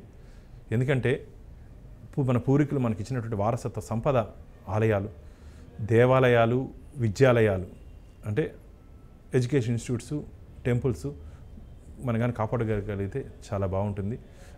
మన సంస్కృతికి నిలయాలి. కాబట్టి నాకైతే గట్టి నమ్మకం, విశ్వాసం ఉంది. రాబో రోజుల్లో ఈ ఆలయాలన్నీ చూసి వాటి పరిరక్షణ కోసం ఏ విధంగా TTD సహకరించాలి, ఏ విధంగా కార్పొరేట్ సెక్టర్ నుంచి వాళ్ళ సహాయ సహకారాలు అందుకోవాలి, ఏ విధంగా ప్రభుత్వం నుంచి సపోర్ట్ చేసుకోవాలి, ఇవన్నీ అన్ని మీద ఒక అధ్యయనం చేయాలని చెప్పి నాకు ఆలోచన ఉంది. రాబో రోజుల్లో ఆ యాత్ర కూడా దేవాలయాల మీద ఒక యాత్ర కూడా చేయాలని చెప్పి ఉంది. ఇంకోటి నేను మర్చిపోయిన, ఏజెన్సీ ప్రాంతాల్లో మీరు కానీ గమనించినట్టు ఇంతకుముందు చెప్పారు TTD ఏం చేయట్లేదు అని. నేను ఈ మధ్య ఒక ఫార్మాస్యూటికల్ ఫ్యాక్టరీ కంపెనీ ఓపెనింగ్కి పోతే నిత్యానంద రెడ్డి గారిని, మన pharmaceuticals company Aurobindo company chairman వచ్చారు నాతో పాటు ఆ ఫంక్షన్కి. చెప్పానన్నా ఇట్లా మరిగా శ్రీవారి వైద్య సేవ చేస్తున్నాం, మీరు దగ్గర నుంచి కూడా మాకు ఏదైనా సపోర్ట్ ఉంటే బాగుంటుంది అన్న. ఏం చేస్తే బాగుంటుంది అన్నారు. ఇట్లా మరిగా మీరు ఏదైనా ఫ్రీగా మెడిసిన్స్ కానీ ఇస్తే దాన్ని మేము TTD ఉపయోగించుకుంటే మీరు TTDకి ఇవ్వచ్చు అని చెప్పాను. సరే నేను మాట్లాడి చెప్తానని చెప్పి మళ్ళీ నాకు ఫోన్ చేశాను, నేను ఇస్తాను బాగానే. కాబట్టి నేను ఏమేమనుకుంటానంటే రాష్ట్రంలో ఉన్నటువంటి నోటిఫైడ్ ఏజెన్సీ ప్రాంతాలు 7 ఉన్నాయండి మనకు. పాపం వాళ్ళు హాస్పిటల్కి రావాలన్నా కొన్ని కిలోమీటర్లు నడిచి రావాలి, దారి కూడా లేదు. సో అలాంటి ప్రాంతాల్లో శనివారం పూట ఉచితంగా ఈ మందులు తీసుకుని వెళ్ళి శ్రీవారి వైద్య సేవ ద్వారా ఆ గ్రామీణ ప్రాంతాల్లో, ఆ ఏజెన్సీ ప్రాంతాల్లో ఇవ్వాలని చెప్పి ఒక ఆలోచన. కాబట్టి ఇవన్నీ ఖచ్చితంగా రాబో రోజుల్లో అన్నీ, ఎందుకంటే ఈ 2 సంవత్సరాల కాలంలో నాకు దాదాపు 3 నెలలు ఆలస్యంగా స్పెషల్ జీవోతో నాకు ధర్మకర్త మండలి సభ్యులుగా ఒక మొదట ఫేజ్లో రాలేదు. నాకు వచ్చిన తర్వాత ఇవన్నీ అధ్యయనం చేసేదానికే నాకు అంటే ఇంత దాదాపు 10 సంవత్సరాలు దీని మీద అవగాహన ఉన్నా నాకే ఇంత సమయం పట్టిందండి ఇవన్నీ గ్రౌండ్ చేసుకొని వీళ్ళందరితో మాట్లాడేదానికి. కాబట్టి ఇంకొద్ది సమయం ఉంటే ఖచ్చితంగా చేయగలని నమ్మకం ఉంది. నాకైతే వెంకటేశ్వర స్వామి ఆశీర్వాదంతో పూర్తిగా ఆ దేవదేవుడు అసలు లోపలికి వెళితే ఒక దూది ఉంటుంది చూడండి, మనిషి ఇంత దాదాపు నేను 83 kgs, ఆ లోపల పోతే లైట్ వెయిట్ మార్గం అయిపోతాయండి. ఆ భగవంతుని దగ్గర నిల్చుకొని హారం తీసుకొని దండం పెట్టుకునేటప్పుడు దూది ఎలా ఉంటుందో మనసు అలా అయిపోతుంది. అంత పాజిటివ్ వైబ్రేషన్స్ ఉంది ఆ గుడిలో. నా మిత్రులు చాలామంది పూజారులు అభిషేకం నిన్న ఆఖరి అభిషేకం మన ఫ్రైడే అభిషేకం పోయినప్పుడు రమణ దీక్షితులు గారు స్వామిని బొగ్గలు తాకుతా అన్నారు. అడిగాను బయట వచ్చాక, స్వామి నిజంగా ఏ జన్మలో మీరు చేసుకున్న అదృష్టము, స్వామివారు బొగ్గలు తాకుతున్నారు అంటే ఎలా ఉంటుంది, మీ ఫీలింగ్ ఎలా ఉంటుంది, మీ అనుభవం ఏంటి ఉంటుంది చెప్తారు. బాను గడప బయట ఉండేంతవరకు మేము ఉంటాం, గడప లోపలికి వెళ్ళాక మాకే ఏం తెలియదు. దాదాపు 1.5 గంట నిల్చుకొని చేయాలండి అభిషేకం. మాకేం తెలీదు, ఆయనే చేయించుకుంటుంటాడు. మామూలు మన మనిషిని టచ్ చేస్తే ఎట్లుంటుందో ఆ విధంగా ఉంటుంది ఆయన శరీరం అని చెప్తారు. అంత శాలిగ్రామ విగ్రహం స్వామివారు. నిజంగా ఏ జన్మలో చేసుకున్న అదృష్టము, ఆ భగవంతుడి సేవకి మాకు ఈ 2 ఏళ్ళ అవకాశం కల్పించాడు. ఇంకా చేయాల్సినవి చాలా ఉన్నాయి. ఖచ్చితంగా భక్తుల సౌకర్యార్థం మేమేమీ ఆలోచించినా సరే పూర్తిగా ఈసారి ఉన్నటువంటి బోర్డు, ఇంతకుముందు మీరు కానీ గమనించినట్టయితే గత బోర్డు సమావేశాలు తిరుమలలో అరుపులు, కేకలు, సవాళ్ళు, ప్రతి సవాళ్ళు, నువ్వెంతంటే నువ్వెంత, నా బామార్దికి దర్శనం సరిగ్గా లేదు, మా ఊడు వస్తే సరిగ్గా దర్శనం చేస్తుంది, నా అనుచరికి సరిగ్గా దర్శనం కాలేదని గతంలో చర్చలండి ధర్మకర్తల మండలి సమావేశాలు. ఈ 2 సంవత్సరాల కాలంలో మీరు కానీ ఎవరినైనా అడగండి, ఎక్కడ కానీ మా పాలక మండలి ధర్మకర్తల మండలి సమావేశాల్లో ఇలాంటి చర్చే రాలేదు. గతంలో ఇవన్నీ జరిగాయి. చర్చ రాకుండా బాగా దర్శనం చేసి పంపిస్తున్నారా? అసలు దర్శనాలే కాలే తెలుసా మీకు? ఇంతకుముందు ధర్మకర్తల మండలి సభ్యులకి ఉదయం 150, సాయంత్రం 150, ఇప్పుడు ఏమీ లేదండి. శుక్ర శని ఆదివారం మేము వచ్చిన తర్వాత శుక్ర శని ఆదివారాలు ధర్మకర్తల మండలికి కోటా లేదు. ఇంతకుముందు 150 అన్ని టికెట్లు ఉండేది, కేవలం 35 నుంచి 25 టికెట్లకు పరిమితం అయిపోయింది. అది మిగతా శుక్ర శని ఆది ప్రోటోకాల్ అసలు లేదు. సోమవారం నుంచి బేస్తవారం వరకు 35 టికెట్లు. గతంలోకి ఇప్పటికీ 10% కూడా లేదండి. అంటే నేను అదే చెప్పాను, ధర్మకర్తల మండలి అంటే టికెట్ల మండలి కాదు, ఇది కేవలం స్వామివారి భక్తులకి, స్వామివారికి సేవ చేసుకునే అవకాశం. కాబట్టి నేను ఇంత పాజిటివ్ ఉన్నటువంటి పాలక మండలి, ధర్మకర్తల మండలి ఇప్పటివరకు టీటీడీలో రాలేదు. ఎక్కడ కానీ రచ్చలు రంపులు లేకుండా ప్రశాంతమైన వాతావరణంలో భగవంతుడికి కానీ భక్తులకు కానీ ఏం చేయాలని చెప్పి ఆలోచించాం. మాకైతే తృప్తి ఉంది. మీరు చెప్పినట్టు స్థానికంగా ఉన్నటువంటి సమస్యలు కొన్ని పూర్తి చేయలేకపోయాం. అది కూడా ఈవో గారితో మాట్లాడడం, వాటి సమస్యను కూడా పరిష్కరిస్తామని చెప్పారు. మాకైతే నమ్మకం ఉంది, అవి కూడా దానికి కూడా పరిష్కార మార్గం దొరుకుతుంది. అంటే టీటీడీ చరిత్రలో ఎన్నడూ లేని విధంగా ఒకేసారి స్థానికులైన చదలవాడ కృష్ణమూర్తి గారికి టీటీడీ బోర్డు చైర్మన్ గాను, భానుప్రకాష్ గారు ట్రస్ట్ బోర్డు సభ్యులు గాను, అలాగే పసుపులేటి హరిప్రసాద్ గారికి టీటీడీ బోర్డు చైర్మన్, ముగ్గురు కూడా అంతా స్థానికులే అనమాట. ఇంతమంది స్థానికులు వచ్చేసరికి స్థానికులంతా కూడా మా సమస్యలు ఇక తీరిపోయాయి, ఇక మాకు మంచి రోజులు వచ్చాయని బాధపడ్డారు. కానీ ఈ ముగ్గురు వచ్చి కూడా 2 ఏళ్ల కాలం పాటు అలా చేతులు దుడుపుకొని పోతే వాళ్ళు ఈశ్వరోమంటూ మీ వైపు చూడడం తప్పే ఏమీ చేయలేకపోతున్నారు కదా. వాళ్ళ మకాలు ఎలా చూస్తారు మీరు? అంటే నేను అదే చెప్పాను కదా, ఇది హోదా కాదు. అంటే మనం ఏదో హోదాలో వచ్చాం, స్థానికుల సమస్య చేయాలా, ఇది ఒక ఇదంటే టీటీడీ ధర్మకర్తల మండలి అంటే ఒక స్థానికుల సమస్య కాదండి. పూర్తిగా దాదాపు రోజుకి 60 నుంచి 70 వేల మంది భక్తులు వస్తుంటారు. వారి సౌకర్యాలు చూడాలి. దాదాపు 20 వేల మంది ఉద్యోగస్తున్నారు, వారి సౌకర్యాలు చూడాలి, వాళ్ళ సౌకర్యాలు చూడాలి. అలాగే స్థానికులు, ఇది చిన్న సమస్య. మాకున్నటువంటి సమస్యల్లో ఇది చిన్న సమస్య. దాన్ని పూర్తిగా దాదాపు 90% సమస్యలని సమసిపోయాయండి. నేను ఒకటి చెప్తున్నా, మనం చేస్తున్నటువంటి యాత్రలో, మనం చేస్తున్నటువంటి ప్రయాణంలో కేవలం పూలే పడాలి మన మీద, రాళ్ళు పడకుండా అంటే జరగదండి. రాళ్ళు పడతాయి, పూలు పడతాయి. రాళ్ళని తీసుకోవాలి, పూలని తీసుకోవాలి. అటు తీసుకున్నప్పుడే దానికి ఒక దారి, ఒక మంచి మార్గంగా నేను భావిస్తాను. లేదు నేను చేసుకున్న నేను 2 ఏళ్ల కాలం నాకు అన్ని పూలే పడాలి, రాళ్ళే పడకూడదంటే జరగదండి, ఎవరికి జరగదు. అది ఖచ్చితంగా పడితే వాసన వస్తుంది, రాళ్ళు పడితే గాయాలు అవుతాయి కదా. తప్పదు అంటున్నా, గాయాలైనా తగిలించుకోవాలి. భలే ఉంది. మనం ఏదైనా ఒక పని సంకల్పించినప్పుడు 2 వస్తాయి, విమర్శలు వస్తాయి, ప్రశంసలు వస్తాయి. 2 తీసుకొని ముందుకు పోవాలి. నాకు ఒకటే కావాలంటే కుదరదండి. కాబట్టి చిన్న లోటుపాట్లు మీరు చెప్పినటువంటివి ఉన్నాయి, దాన్ని అధిగమిస్తామని చెప్పి నమ్మకం ఉంది. నేను జరిగినటువంటి సమావేశంలో ఈవో గారు ఒప్పుకున్నారు. స్థానికులు కూడా ఇప్పుడు మీరు చెప్పినట్టు ఫస్ట్లో ఉండరు మా మీద గురుగా. అలాగే టీటీడీలో ఏదైనా అభివృద్ధి పనులు చేయంటే ఒక ఇంజనీరింగ్ వ్యవస్థ అనేది సపరేట్గా ఉంది. కార్పొరేట్ సెక్టార్స్కి ఎవరికి కూడా ఇవ్వకూడదు. ఇటీవల కొన్ని కార్పొరేట్లకు కూడా అభివృద్ధి పనులు అప్పగిస్తున్నారు. అంటే ఈ పీవీఆర్కే అనే ఒక అది చెప్తానండి. ఈరోజు ఇంతకుముందు చెప్పాను కదా, అన్యమత ప్రచారం ఇవన్నీ నిలదొక్కోవాలంటే ఎండోమెంట్ మినిస్టర్ దానికి చైర్మన్గా, ఇది ప్రైవేట్ ట్రస్ట్ కాదండి, గవర్నమెంట్కి సంబంధించినటువంటి ఆథరైజ్డ్ బాడీ ఇది. ఎండోమెంట్ మినిస్టర్ దాంట్లో చైర్మన్గా, పివిఆర్ ప్రసాద్ సభ్యులుగా వీళ్ళు ఉన్నారు. దీనికి ఆ వ్యవస్థకి వారి గ్రామాల్లో హిందూ ధర్మ ప్రచారం కోసం అక్కడ ధర్మాచారణ పెట్టుకొని ప్రచారం చేస్తామంటే ప్రభుత్వం 50 లక్షలు, టీటీడీ 50 లక్షలు ఇవ్వాలని చెప్పి ఒక అవగాహనకు వచ్చింది. దాంట్లో తప్పే ఉందండి. ఇదేదో భానుప్రకాష్ రెడ్డికి ఇస్తేనో లేకపోతే ఐ డ్రీమ్స్కి ఇస్తేనో తప్పు.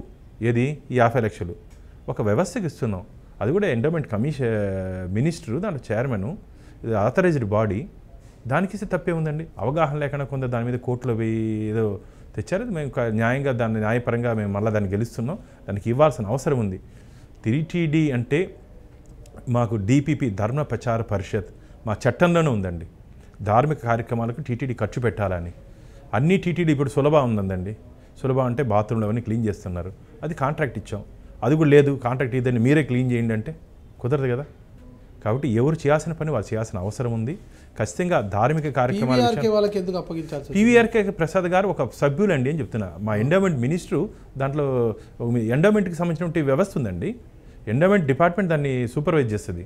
అది ప్రైవేట్ సంస్థ కాదు అని చెప్తున్నాను. అందుకనే అది ప్రైవేట్ సంస్థ కాదు. ప్రైవేట్ సంస్థకి ఇస్తే తప్పు, ప్రైవేట్ సంస్థ కాదు అది. దాన్ని అధికారి చెప్తాను కదా, న్యాయపరంగా ఆ రోజు మాకు సంబంధించిన కొన్ని అనివార్య కారణాల వల్ల కోర్టు దానికి స్టే ఇచ్చింది. తొందరలో దాన్ని అధిగమించి టీటీడీ తొందరలోనే ధార్మిక ఆ పరిషత్కి మేము నిధులు ఇస్తున్నాం. హిందూ ధార్మిక పరిషత్ అది.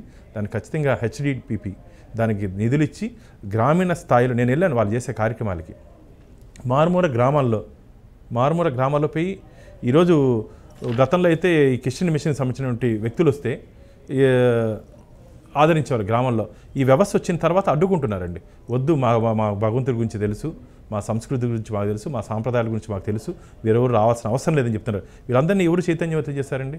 ఈరోజు ఇప్పుడు చెప్తున్నటువంటి పీవీఆర్కే ప్రసాద్ కానీ వాళ్ళకి సంబంధించిన ఈ సంస్థకు సంబంధించిన సభ్యులు గ్రామానికి వెళ్ళి వారిని మన సంస్కృతి గురించి మన సాంప్రదాయాల గురించి చెప్పారు. కాబట్టి అడ్డుకుంటున్నారు. భవిష్యత్తులో నేను ఈరోజు చెప్తున్నా, మన సంస్కృతిని సాంప్రదాయాన్ని కాపాడుకోలేకపోతే హిందూ ధర్మానికి ద్రోహులుగా మిగిలిపోతాం. కాబట్టి మంచి కార్యక్రమాలు చేసేటప్పుడు ఖచ్చితంగా దాన్ని మనం సపోర్ట్ చేయాల్సిన అవసరం ఉంది. ఈ టీటీడీ ఎందుకంటే ఇస్తున్న డబ్బు ఎక్కడ వేస్ట్ కాదు, ప్రతి పైసా కూడా నాకు దాంట్లో ఆ రోజు నేను నాకు మీటింగ్కి వచ్చినప్పుడు కొందరు గౌరవ సభ్యులు కూడా మీరు అడిగినట్టే ఆ డౌట్ని అడిగారు. దీంట్లో వస్తున్నటువంటి డబ్బులకి లెక్క పక్క ఎట్లా అంటే ప్రతి పైసా కూడా మనకు లెక్క చెప్పాల్సిన అవసరం ఉందని నేను చెప్పాను. వారు కూడా అదేవిధంగా దేనికి ఎంత ఖర్చు పెడతారో టీటీడీకి అకౌంట్స్ ఇస్తున్నారండి. వాళ్ళు 50 లక్షలు తీసుకుని పోయేసి వాళ్ళు 10 లక్షలు వీళ్ళు 10 లక్షలు తినేది కాదండి. మొత్తం దాన్ని తీసుకుపోయి గ్రామీణ స్థాయిలో హిందూ ధార్మిక ప్రచారానికి మాత్రమే ఖర్చు పెడుతున్నారు. కాబట్టి ఆ తప్పుడు సంకేతాలు ప్రజల్లోకి వచ్చింది. దాన్ని తొందరలోనే న్యాయపరంగా మేము ఆ కేసును కూడా టీటీడీ తొందరనే దాన్ని ఛేదించి తిరిగి ఆ సంస్థకి నిధులు ఇచ్చేదానికి మేము సాయశక్తిలో ప్రయత్నం చేస్తాం. మీరు టీటీడీ బోర్డు సభ్యుడిగా ఎన్నికైతే 2 ఏళ్ల పదవీ కాలంలో ఎన్నో కార్యక్రమాలు చేసిన ఒక్కొక్కటిగా చెప్తున్నారు. అయితే బయట ఉన్న ఆరోపణలు మాత్రం అందుకు భిన్నంగా వినిపిస్తున్నాయి. 2 ఏళ్ల కాలంలో భానుప్రకాష్ గారు కేవలం దర్శనాలు చేయించడము, విఐపీలు వస్తే పార్టీ పెద్దలు వస్తే వాళ్ళని రిసీవ్ చేసుకోవడము, వెంకయ్యనాయుడు గారి కొడుకో వెంకయ్యనాయుడు గారి అల్లుడో ఎవరైనా వస్తే వాళ్ళని తీసుకెళ్ళి పులోమంటూ కొండకి తీసుకెళ్ళడము, వాళ్ళకి సాగిపడి ఇవన్నీ చేస్తున్నారు తప్పితే ఒక ధార్మిక మండలి సభ్యుడిగా, ట్రస్ట్ బోర్డు సభ్యుడిగా ఆయన చేసింది ఏందీ లేదు అన్న విమర్శకులకు మీరు ఇచ్చే సమాధానం? ఈరోజు నేను వీళ్ళందరినీ దర్శనం తీసుకోవట్లేదండి. వెంకయ్యనాయుడు గారి కుటుంబం నాకు 18 సంవత్సరాలే చాలా దగ్గర. వారు వచ్చినప్పుడు తీసుకుపోతాను. నాకు నా సొంత కుటుంబ సభ్యులు మా అక్క అన్నని ఎలా తీసుకుపోతాను, వాళ్ళని అలాగే తీసుకుపోతా. ప్రోటోకాల్ కేంద్రం నుంచి వచ్చినటువంటి పెద్దలు ఎవరు వచ్చినా సరే ఈరోజు తీసుకుపోవట్లేదు. నేను గతంలో కూడా వారితో పాటు కలిసి వెళ్ళేవాడిని. కాబట్టి దర్శనం చేసే దాంట్లో తప్పు ఏమో నాకైతే కనపడట్లేదు. దాంతో భానుప్రకాష్ ఏందా, ఆయన బోర్డు సభ్యుడు కాదు, ప్రోటోకాల్ అంటే నాయకులకు విఐపి దర్శనాలు చేయించే ఒక లీడర్ అంతవరకే. భానుప్రకాష్ ఊరికే మామూలుగా అంటే ట్రస్ట్ బోర్డు సభ్యుడు మాత్రమే. ఆయన అంతా కూడా ఈ కార్యక్రమాల కన్నా ఆ కార్యక్రమాలలోనే ఎక్కువ లీనమైపోయి ఉంటారు అన్న విమర్శలు అయితే బలంగా వినిపిస్తున్నాయి బయట. నేను దానికి అందుకని సమాధానం చెప్తున్నాను. ఇప్పుడు ఒకలా మాత ఆలయం ఈ 2 సంవత్సరాల పోరాటాలు ఒకలమాత ఆలయం వచ్చింది, మా గోశాల, శ్రీవారి వైద్య సేవ, ధూపదీప నైవేద్యాలు, అలాగే యాత్రికి సంబంధించినటువంటి యాత్రిక సముదాయం, శ్రీవారి మెట్టు ద్వారా తిరుమలకు నడుస్తున్నటువంటి యాత్రికుల సముదాయం కట్టించాలని చెప్పాము. ఈ ప్రతిపాదనలన్నీ తెరపైకి వచ్చాయి. అంటే వచ్చినవి మర్చిపోతున్నారు కదా. అందుకని ఇంతకుముందు చెప్పాను, కేవలం పూలే కావాలి నాకు రాళ్ళు వద్దంటే తప్పదండి. మనం చేస్తున్నటువంటి పనిలో, మనం చేస్తున్నటువంటి వ్యవస్థలో ఖచ్చితంగా రాళ్ళు పడితే పూలు పడితే 2 తీసుకోవాల్సిన అవసరం ఉంది. నాకైతే సంతోషంగా ఉంది. నేను చేయాల్సిన పనులు ఖచ్చితంగా చేశాను. ఇంకా కొన్ని మిగిలిపోయినాయి, దాన్ని కూడా పూర్తి చేస్తానని చెప్పి నమ్మకం ఉంది. స్థానికులు ఎందుకు అసంతృప్తి ఉంది అంటే పాత భానుప్రకాష్ కాదు, ఒకప్పుడు బీజేపీ నాయకుడిగా భానుప్రకాష్ టీటీడీ కుంభకోణాల మీద ఎంత గలమెత్తేవారు, ఎంతో ఉద్యమించేవారు. అయితే అదే భానుప్రకాష్ టీటీడీ బోర్డు సభ్యుడు అయ్యాక ఎన్నో కుంభకోణాలు జరిగినప్పటికీ కూడా అసలుకి ఎక్కడ కుంభకోణాలు జరగలేదండి. ఈ 2 సంవత్సరాల కాలంలో మీరు చూపించండి. అంటే తిరుమల తిరుపతి దేవస్థానానికి అతి కీలకమైన నిఘా వ్యవస్థను పటిష్టం చేయలేకపోయారు. ఎందుకు చేయలేదండి? ఈరోజు టీటీడీకి ఉన్నటువంటి నిఘా వ్యవస్థ 3 tyre system, 3 tier security system చాలా బాగుంది. ఈరోజు నేను భానుప్రకాష్ నేను ఇచ్చే సర్టిఫికేట్ కాదండి, మాకు దీనికి స్పెషల్ అడ్వైజర్స్ ఉన్నారు సెంట్రల్ నుంచి, సెంట్రల్ ఇంటెలిజెన్స్ బ్యూరో నుంచి. వాళ్ళు వచ్చినటువంటి రిపోర్ట్స్ అంటే ఒకటండి నేను ఈరోజు ఏం చెప్తున్నా అంటే చిన్న అంశాన్ని భూతద్దంతో పెట్టి చూస్తే, టెలిస్కోప్తో చూస్తే మనమే చేయలేమండి. కాబట్టి జరిగినటువంటి పెద్దవి, ఇప్పుడు చంద్రుడు పెద్దది ఉంటాడు, చిన్న మచ్చ కడితే కనపడుతుంది. అంటే భానుప్రకాష్ ఇంతకుముందు 24 గంటలు టీటీడీలో జరుగుతున్న అవినీతి మీద దాని మీద పోరాడాడు, కరెక్టే. ఈరోజు అలాంటి అవినీతికి అవకాశం లేకుండా ధర్మకర్తల మండలి జరిగింది. దాన్ని ఎందుకు చూడట్లేదు అని అడుగుతున్నా. ఈ 2 సంవత్సరాల కాలంలో ఏ కుంభకోణం జరిగింది చెప్పండి? ఈ మధ్య టీటీడీ ఫేక్ జరిగింది, డోనార్ పాసులు. ఇమీడియట్గా ఈవో గారిని వచ్చిన తర్వాత ఇమీడియట్గా ఈవో గారిని కలిసి ఈ కేసుని నీరుగార్చకండి, దీని మీద పూర్తి స్థాయిలో విచారణ జరిపించాలని చెప్పి ఈవో గారికి చెప్పాను. అంతేకాకుండా అసెంబ్లీలో మా ఫ్లోర్ లీడర్ విష్ణుకుమార్ రాజు గారికి చెప్పి అసెంబ్లీలో రైజ్ చేయించాను దాన్ని. అంటే అసెంబ్లీలో రైజ్ చేయించాను నేను అంశాన్ని. అంటే అది ఈ మధ్య జరిగినటువంటి ఇంతకుముందు కుంభకోణాలకి నిలయంగా తిరుమల క్షేత్రం ఉండేది. ఈరోజు ఆ పరిస్థితి లేదు. దేని గురించి పోరాడాలా? మీకు ఏదైనా తప్పు జరిగితే మాట్లాడాలి, కానీ ఏం తప్పు లేకుండా కేవలం టీవీలో కనపడాలి, వార్తల్లో కనపడాలి, ఏమి లేకుండా సరే భానుప్రకాష్ పైకి రావంటే భగవంతుని అడ్డం పెట్టుకొని పైకి రావాల్సిన అవసరం భానుప్రకాష్కి లేదు, నాకు లేదు. ఎందుకంటే నేను గమ్మున ఏం పోరాటాలు చేయకుంటే నన్ను ఎందుకు 105 సార్లు ఎందుకు అరెస్ట్ చేస్తుంటారండి? 13 కేసులు ఎందుకు పెట్టుంటారండి? 1 వారం జైల్లో పెట్టుంటారు. పోరాట పతిమ ఇప్పుడు లేదు భానుప్రకాష్. ఈరోజు ఏమైపోయింది? అవసరం లేదు అంటున్నా. ఎందుకంటే ఈరోజు అలాంటి కుంభకోణాలు లేవు. అలాంటి మంచి ఈరోజు మాకు మంచి ఈవో గారు ఉన్నారు, మంచి జేఓలు ఉన్నారు కొండ మీద కానీ తిరుపతిలో కానీ. కాబట్టి అలాంటి అవకాశాలు మీరు ఒక కుంభకోణం చెప్పండి. రాజకీయ నాయకుల అండతో సుదీర్ఘ కాలం పాటు కొండపైన తిష్ట వేసిన శ్రీనివాసరాజును కూడా పంపించలేకపోతున్నారు. అసలు అది ప్రభుత్వ పరంగా ప్రభుత్వం తీసుకోవాల్సిన నిర్ణయం. ఒక భానుప్రకాశం మేము తీసుకోలేము దాన్ని. కాబట్టి ప్రభుత్వ పరంగా ప్రభుత్వం ఆలోచించాలి దాన్ని. నేను ఈరోజు ఏం చెప్తున్నా అంటే, మీరు ఇంతకు కుంభకోణం అంటున్నారు కదా, గత ప్రభుత్వాలు చేసినాయి. ఈ ప్రభుత్వంలో ఏమి మేము ఉన్నటువంటి ధర్మకర్తలలో మా తరపున అంటే ధర్మకర్తల మధ్య సభ్యులు టికెట్లు అమ్ముతూ ధర్మకర్తలు ఇంతకుముందు మీకు తెలుసా, కాంగ్రెస్ హయాంలో 3 ధర్మకర్తల మధ్య సభ్యుల మీద తిరుమల 2 టౌన్ పోలీస్ స్టేషన్లో ఎఫ్ఐఆర్ నమోదైంది. ముగ్గురు మీద ఏది వాళ్ళు టికెట్లు అమ్ముకుంటున్నారని. మామూలుగా పిఎల్కి మనం జీతం ఇస్తామండి. ఇప్పుడు నా దగ్గర పనిచేస్తున్నట్టు స్టాఫ్కి నేను జీతం ఇస్తాను. అప్పుడు ఏం జరిగిందంటే పిఎల్ బదులు వీళ్ళకి నెలకు 10 లక్షలు ఇచ్చేవాళ్ళు. అంటే టికెట్ లేదు అమ్ముకొని, అదే అలాంటి లేదు ఇప్పుడు. ఇటీవల మీడియా ముసుగులో కూడా కొంతమంది లేఖల ద్వారా కూడా టికెట్లని భారీ స్థాయిలో అమ్ముకొని సొమ్ము చేసుకున్నారు కదా, అది కూడా దుమారం రేపింది. దాని మీద విచారణ కాదు అంటే అంత అలా ఎందుకు జరగాల్సి వచ్చింది అంటారు? అంటే ఈరోజు నేను అదే చెప్తున్నా కదా, ఈ టికెట్లు ఈ 5 రూపాయల విఐపి దర్శనాలు కానీ, అర్చన కానీ, తోమలు కానీ మిగతా వాళ్ళకి దొరకవండి. విఐపి కోటలో దొరుకుతుంది. దాన్ని పక్కదావ పట్టిస్తున్నారు. దాని మీద గట్టి నిఘా పెట్టండి అని చెప్పి ఈవో గారికి చెప్పడం జరిగింది. ఆ విధంగా దాని మీద చర్యలు కూడా తీసుకున్నారు. ఆ విధంగా జరుగుతుంది. ఈ మధ్య జరుగుతుంది. ఇప్పుడు కూడా ఈ వ్యవస్థలో ఈరోజు కూడా కొన్ని తప్పులు జరుగుతున్నాయి. దాన్ని గట్టిగా మేము పట్టుకుంటున్నాం. ఇంతకుముందు మారిగా ఇష్టానుసారంగా టికెట్ బ్లాక్ మార్కెట్లో పోయే వ్యవస్థ పూర్తిగా తగ్గిందని నేను చెప్పను. 99% తగ్గింది, 1% దాన్ని కూడా తగ్గించే ఏర్పాటు మేము చేస్తున్నాం.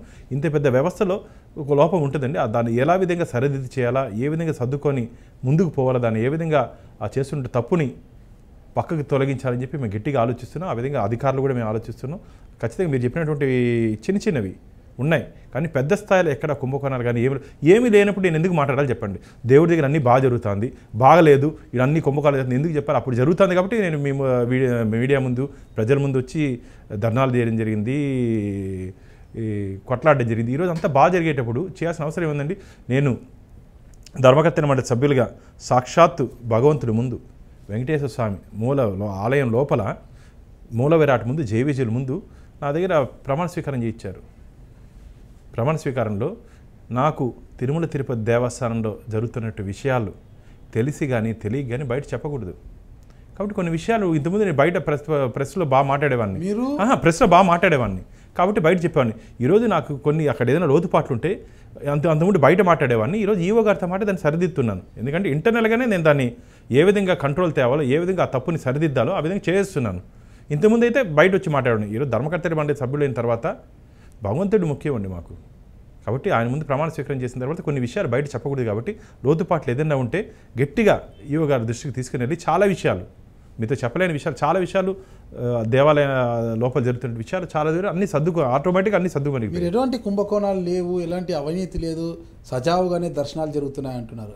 అయితే గత 6 నెలల క్రితము తిరుపతిలో జరిగిన ఒక తెలుగుదేశం పార్టీ మీటింగ్కి వచ్చిన ధర్మవరం ఎమ్మెల్యే వర్ధాపురం సూరి గారు తన కుటుంబంతో సహా కొండకు వెళితే విఐపి కోటా కింద తనకు దర్శనము ఏర్పాటు చేయకపోతే ఆయన ఈవో కార్యాలయం ముందరే ధర్నా చేయడం జరిగింది. మొత్తం కూడా ఆ రోజంతా కూడా హంగామా చేసిపోయారు. అంటే ఆ తర్వాత ఆయనే అన్నాడు, టీటీడీలో అసలుకి ఉన్నవారికే పెద్దపీట వేస్తున్నారు, ఎవరెవరికి టికెట్లు అమ్ముకుంటున్నారు, ఎవరెవరు కుంభకోణాలు ఎంతవరకు ఉన్నాయి, తనతో మొత్తం జాబితా ఉందని అని కూడా తను కోర్టు ముందు పెడతానని, కోర్టుకు పోతానని కూడా హెచ్చరికలు. ఒక అధికార పార్టీకి చెందిన ఎమ్మెల్యే అంతటి స్థాయిలో విమర్శలు చేశారంటే అప్పుడు టీటీడీలో కుంభకోణాలు ఉన్నాయనా లేవనా? నేను చెప్తున్నా అండి, ఎవరైనా సరే తిరుమలకు వస్తారు క్షేత్రానికి, కుటుంబ సభ్యులతో వస్తే ఇప్పుడు ఎమ్మెల్యేకి ఎంపీకి ప్రోటోకాల్ ఏమంటే 1+5 ఇస్తామండి. మీరు 6 మంది కాకుండా 20 మంది 30 మంది వస్తే మేము వ్యవస్థ చేయలేము. ఎవరైనా సరే ఎమ్మెల్యే కావచ్చు, మినిస్టర్లు కావచ్చు, ఎవరైనా సరే మా పరిధిలో మేము ఏం చేయగలుగుతాం దాన్ని చేస్తాం. మీరు ఆ రోజు ఎంతమందితో వచ్చారు, ఎంతమందికి దర్శనం అడిగారు? మీరు అది మీరు ఆత్మ పరిశీలన చేసుకోవాలి. ఎవరైనా సరే టీటీడీ విమర్శించే వాళ్ళు ఎవరైనా సరే ఆత్మ పరిశీలన చేసుకోండి. మీ వరకు వచ్చి మీరు మీ కుటుంబ సభ్యులతో వస్తే ప్రోటోకాల్ పరిధిలో ఉన్న వ్యక్తులకి ఎప్పుడూ టీటీడీ అడ్డు చెప్పదు. ప్రోటోకాల్ పరిధిలో ఉండేవాళ్ళు మేము ఖచ్చితంగా చేస్తాం. దానికి అధిగమించి మా అనుచరులకి, నా వర్గానికి అందరికీ దర్శనం కావాలంటే జరగదండి. ఖచ్చితంగా నేను దానికి ఒప్పుకునే ప్రసక్తే లేదు. దర్శనాల కోసం కానీ అందుకని చెప్తున్నాను, టీటీడీ వ్యవస్థ అంటే కేవలం దర్శనాలు చేయించి హారతలు ఇచ్చి పబ్బం కడుకునే వ్యవస్థ కాదండి. కాబట్టి మేము వచ్చిన తర్వాత పూర్తిగా వీఐపీలకి ప్రాధాన్యత తగ్గించి సాధారణ భక్తులకి దర్శనం చేసుకోవాలని సంకల్పంతో పనిచేస్తున్నటువంటి ధర్మకర్తల మండలి, ఈ ధర్మకర్తల మండలి ఎక్కడ అవకాశం ఇవ్వలేదు. నేను ఈరోజు దానికి పూర్తిగా వ్యతిరేకం. మంది రాజకీయ నాయకుడు వస్తే ఎంతమంది అన్న పోవచ్చు దర్శనానికి, అది మంచిది కాదు. మీరు రండి, మీ కుటుంబ సభ్యులు రండి, ప్రోటోకాల్ పరిధిలో మీరు దర్శనం చేసుకోండి. అంతేగాని మీరు ప్రోటోకాల్ దాటి మాకు అది కావాలి ఇది కావాలంటే టీటీడీ చూస్తూ ఊరుకునే ప్రసక్తే లేదు. మేము ఖచ్చితంగా దాన్ని రిజెక్ట్ చేస్తాం. ఎవరైనా సరే, రేపు నేనైనా సరే నా 6 మంది అధిగమించి నాకు 50 మందికి కావాలంటే ఎవరండి. కాబట్టి నా పరిధి దాటి నేను ఎప్పుడు పెట్టను. మీరు నాది చూసుకోండి. ఈరోజు మీరు అన్నారు కదా దర్శనాలు చేస్తున్నారని. ఎస్, ఈరోజు భారతీయ జనతా పార్టీ ఒక జాతీయ పార్టీ. అటక్ నుంచి కటక్ వరకు, కాశ్మీర్ నుంచి కన్యాకుమారి వరకు, అండమాన్ నుంచి జమ్మూ వరకు మా పార్టీ ఉంది. వస్తున్నట్టు లీడర్లు వస్తారు, అడుగుతారు, వాళ్ళు దర్శనం తీసుకోవాల్సిన కొన్ని ప్రోటోకాల్ పరిధిలో వచ్చే వాళ్ళకు ఈ దర్శనం తీసుకోవాల్సిన అవసరం నాకు ఉంటుంది. ఎందుకంటే పైన చెప్తారు కాబట్టి ఇప్పుడు నేను ఎక్కడైనా బయట పోతే, ఇప్పుడు నేను మొన్న రామేశ్వరం వెళ్ళాను, మధురై వెళ్ళాను, వెళ్తే అక్కడ ఉన్నటువంటి స్థానిక నాయకులు మమ్మల్ని దర్శనం తీసుకొని వెళ్తారండి. కాబట్టి వస్తున్నట్టు దీనికి నేను దర్శనం తీసుకుని వెళ్ళాను. దాంట్లో తప్పు ఏమో నాకైతే అర్థం కావట్లేదు. వచ్చినట్టు వాళ్ళని 6 మంది కాకుండా 60 మందినో అందరిని నేను తీసుకుపోతే తప్పు. వాళ్ళు వచ్చిన వాళ్ళని ఫ్యామిలీతో దర్శనం తీసుకుంటే తప్పే లేదని చెప్పి నేను బాగా అనుకుంటున్నాను. వాళ్ళకి సాగిలు పడతారు కానీ సామాన్యుల సమస్యలను పట్టించుకోవట్లేదు. సామాన్య సమస్య ఎందుకు పట్టించుకోవట్లేదండి? ఈరోజు భక్తులు మీరు కానీ గమనించినట్లయితే ఈ ధర్మకర్తల మండలి సమయంలోనే తిరుమలకు వస్తున్నటువంటి యాత్రికులకు 300 రూపాయలు శీఘ్ర దర్శనం కానీ, ఉచిత దర్శనం కానీ వాళ్ళకి క్యూ కాంప్లెక్స్ నిర్మించడం జరిగింది. వెంటనే క్యూ కాంప్లెక్స్లోకి వస్తే వాళ్ళ వస్తువులు సెల్ ఫోన్ కానీ లగేజ్ కానీ అక్కడ ఇచ్చేస్తే అల్పాహారము పాలు ఇచ్చి వాళ్ళని లోపల పంపించే వ్యవస్థ ఇంతకుముందు. భానుప్రకాష్ గారి రాజకీయ ఎదుగుదల కోసమే తప్పే వేరే ఏమీ లేదు. అంటే టీటీడీలో దర్శనాల పేరుతో పెద్ద పెద్ద నాయకులందరూ, అంటే జాతీయ స్థాయిలో నాయకులందరినీ కూడా బుట్టలో వేసుకుని తన రాజకీయంగా ఎదుగుదలలో బీజేపీలో ఒక కీలకమైన పదవిలో కానీ మరిన్ని పదవులు అనుభవించడానికే భానుప్రకాష్ ఇలాంటి కార్యక్రమాలు చేస్తున్నారు తప్పితే మరొకటి లేదంటున్నారు కదా. తిరుమల దర్శనం రోజు 60,000 మంది దర్శనం చేసుకుంటున్నారండి. అంటే ఇట్లా దర్శనాలు చేయించేస్తే నాయకుడు అయిపోయేటట్టయితే అందరూ తిరుపతిలో ఉండి దర్శనాలు చేసే నాయకుడు అయిపోవచ్చు కదా. కేవలం దర్శనాలతో నాయకుడు కాలేడు. కేవలం దర్శనాలతో నాయకుడు కాలేడండి. ప్రజా సమస్యల మీద పోరాటం చేసి ప్రజల్లో శబాష్ ఎస్ భాను బాగా చేస్తున్నాడంటేనే నాయకుడు అవుతాడు. ఈరోజు ప్రజలకు వెళ్ళి అడగండి భానుప్రకాష్ ఏం చేశారని, మంచి చేశారని చెప్తారు. ఎవరు పట్టణోళ్ళు మా మీద వ్యతిరేకంగా ఉన్న వాళ్ళు నా మీద ఈర్ష, ఎందుకంటే రాజకీయాల్లో వచ్చిన తర్వాత ఆ దేవదేవుడి ఆశీర్వాదంతో కొద్దిగా మిగతా వాళ్ళకన్నా కొద్దిగా తొందరగా రాజకీయాలు ఎదగడం జరిగింది. నాకు ఇష్టం లేని వాళ్ళు ఏదన్నా మీరు చెప్పినట్టు మాటలు మాట్లాడచ్చు, కానీ ఈరోజు ప్రజాక్షేత్రంలో మీరు వచ్చి ప్రజలను అడగండి. ఎస్, భాను చేసినట్టు మీరు అడిగినట్టు విమర్శలు ఈరోజు ప్రజల్లో వెళ్దారండి. ప్రజల్లో కానీ మీరు అన్నట్టు మాట ప్రజలు కానీ అంటే నేను ఖచ్చితంగా శిరసా వహిస్తాను.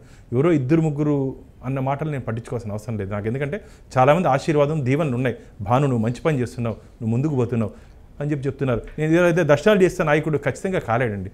కేవలం దర్శనాలతో నాయకుడు అయితే అందరూ హైదరాబాద్, ఢిల్లీ వదిలేసి తిరుపతిలో నా మార్గం ఒక గెస్ట్ హౌస్ పెట్టుకుని అందరూ దర్శనం చేసి నాయకుడు అవ్వమని చెప్పండి. కేవలం దర్శనాలతో నాయకుడు కాదు, అది మాకు ప్రోటోకాల్ పరిధిలో కొన్ని పరిమితులు ఉంటాయి కాబట్టి ఎవరు వచ్చినా నేను రిసీవ్ చేసుకోవాల్సిన అవసరం ఉంది కాబట్టి వారికి నేను రిసీవ్ చేసుకుని దర్శనం చేసే దాంట్లో తప్పు లేదు. ముఖ్యంగా వెంకటేశ్వర స్వామికి రాజకీయ ఎదుగుదలకి దయచేసి లింక్ పెట్టద్దండి నేను చెప్తున్నా. స్వామివారిని నమ్ముకుంటే మంచి చేస్తాడు, స్వామివారిని అమ్ముకుంటే ఖచ్చితంగా జీవితంలో రాజకీయ ఏ విధంగా అయినా సరే పతనం ఖాయమని చెప్పి నేను చెప్తున్నాను. టీటీడీ చరిత్రలో ఏది ఏమైనా కూడా ఇటీవల కాలంలో జియోగ్రఫికల్ ఛానల్ ఒక మంచి వీడియో చిత్రీకరించి, ఒక షార్ట్ ఫిలిం లాగా ఒక మంచి వీడియో చిత్రీకరించి ఇచ్చింది. ఎలా సాగిందంటారు? అసలు చూశారు, అది ఎలా ఉందంటారు? చాలా అద్భుతమైనటువంటి ఎపిసోడ్ ఇది. దాదాపు 45 నిమిషాలు తిరుమల క్షేత్రంలో లడ్డూ తయారీ నుంచి భక్తులు ఏ విధంగా దర్శనం చేసుకుంటారు, వారికి ఏ విధంగా దర్శన సౌకర్యాలు జరుగుతున్నాయి. ఇది మీద అన్నారు కదా ఈ 2 సంవత్సరాల కాలంలో విమర్శలు వచ్చిందని, ఆ ఛానల్ చూసి మళ్ళీ చెప్పమని చెప్పండి. ఈ 2 సంవత్సరాల కాలంలో దేవస్థానం ఎంత యాత్రికులకి ఏ విధంగా మేము ముందుకు తీసుకుపోయో ఆ ఛానల్ చూసిన తర్వాత అర్థమవుతుంది. ఎందుకంటే ఈరోజు ఇంతకుముందు క్యూ లైన్లో మీరు భక్తులకు అన్నప్రసాదం కానీ ఇచ్చేవాళ్ళండి. ఈరోజు క్యూ లైన్లో అధిగమించి బయట కానీ మీరు కానీ గమనించినట్టయితే కొన్ని కోడల్లో అన్నప్రసాదం ఇస్తున్నాం. తిరుమలకు వచ్చినట్టు భక్తులు రూపాయి లేకుండా దేవుని దర్శనం చేసుకోవచ్చు, తెలుసా అండి? తిరుపతికి వచ్చేస్తే మీరు రూపాయి లేకుండా వెంకటేశ్వర స్వామి దర్శనం చేసుకుని దిగేయచ్చు. ఏ విధంగా అంటే నడిచి వెళ్ళారనుకోండి, ఉచిత గదులు ఉన్నాయి, ఉచిత అన్నప్రసాదం ఉంది, ఉచిత దర్శనం ఉంది, ఉచిత బస్సు ఉంది, ఉచిత వసతి సౌకర్యాలు ఉన్నాయి. ఒక్క పైసా లేకుండా వెంకటేశ్వర దర్శనం చేసుకుని కిందకి వచ్చేయచ్చండి. ఇంత మంచి వ్యవస్థ జరిగిస్తున్నాం. మా ప్రాధాన్యత అంతా వీళ్ళ మీదే పెడుతున్నాం. వస్తున్నటువంటి భక్తులు సంతృప్తిగా భగవంతుని దర్శనం చేసుకుని వెళ్ళాలని చెప్పే మా ప్రాధాన్యత. రాబో రోజుల్లో ఇప్పటికే ఈ 2 సంవత్సరాల కాలంలో చాలా వరకు మేము ఒడిదుడుకులు అధిగమించి ముందుకు వచ్చాం. ఇంకా నమ్మకం ఉంది రాబో రోజుల్లో ఈ దివ్య క్షేత్రాన్ని, ఈ నేషనల్ జియోగ్రఫిక్ మీరు కానీ చూసినట్టయితే ఈ 2 అసలు కొన్ని లక్షల కోట్ల మంది వ్యూవర్స్ అండి ఆ ఛానల్కి.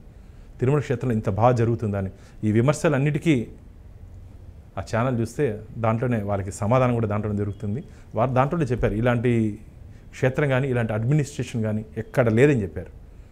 ఈ 2 సంవత్సరాల కాలంలో వచ్చినట్టు మార్పులుగా నేను దాన్ని భావిస్తున్నాను. మరొక కీలకమైన అంశం అంటే మీ హయాంలో కూడా జరిగింది సుదీర్ఘ కాలం పాటు, అంటే చాలా సంవత్సరాల నుంచి కూడా ఒక వివాదం జరుగుతుంది కొండలో.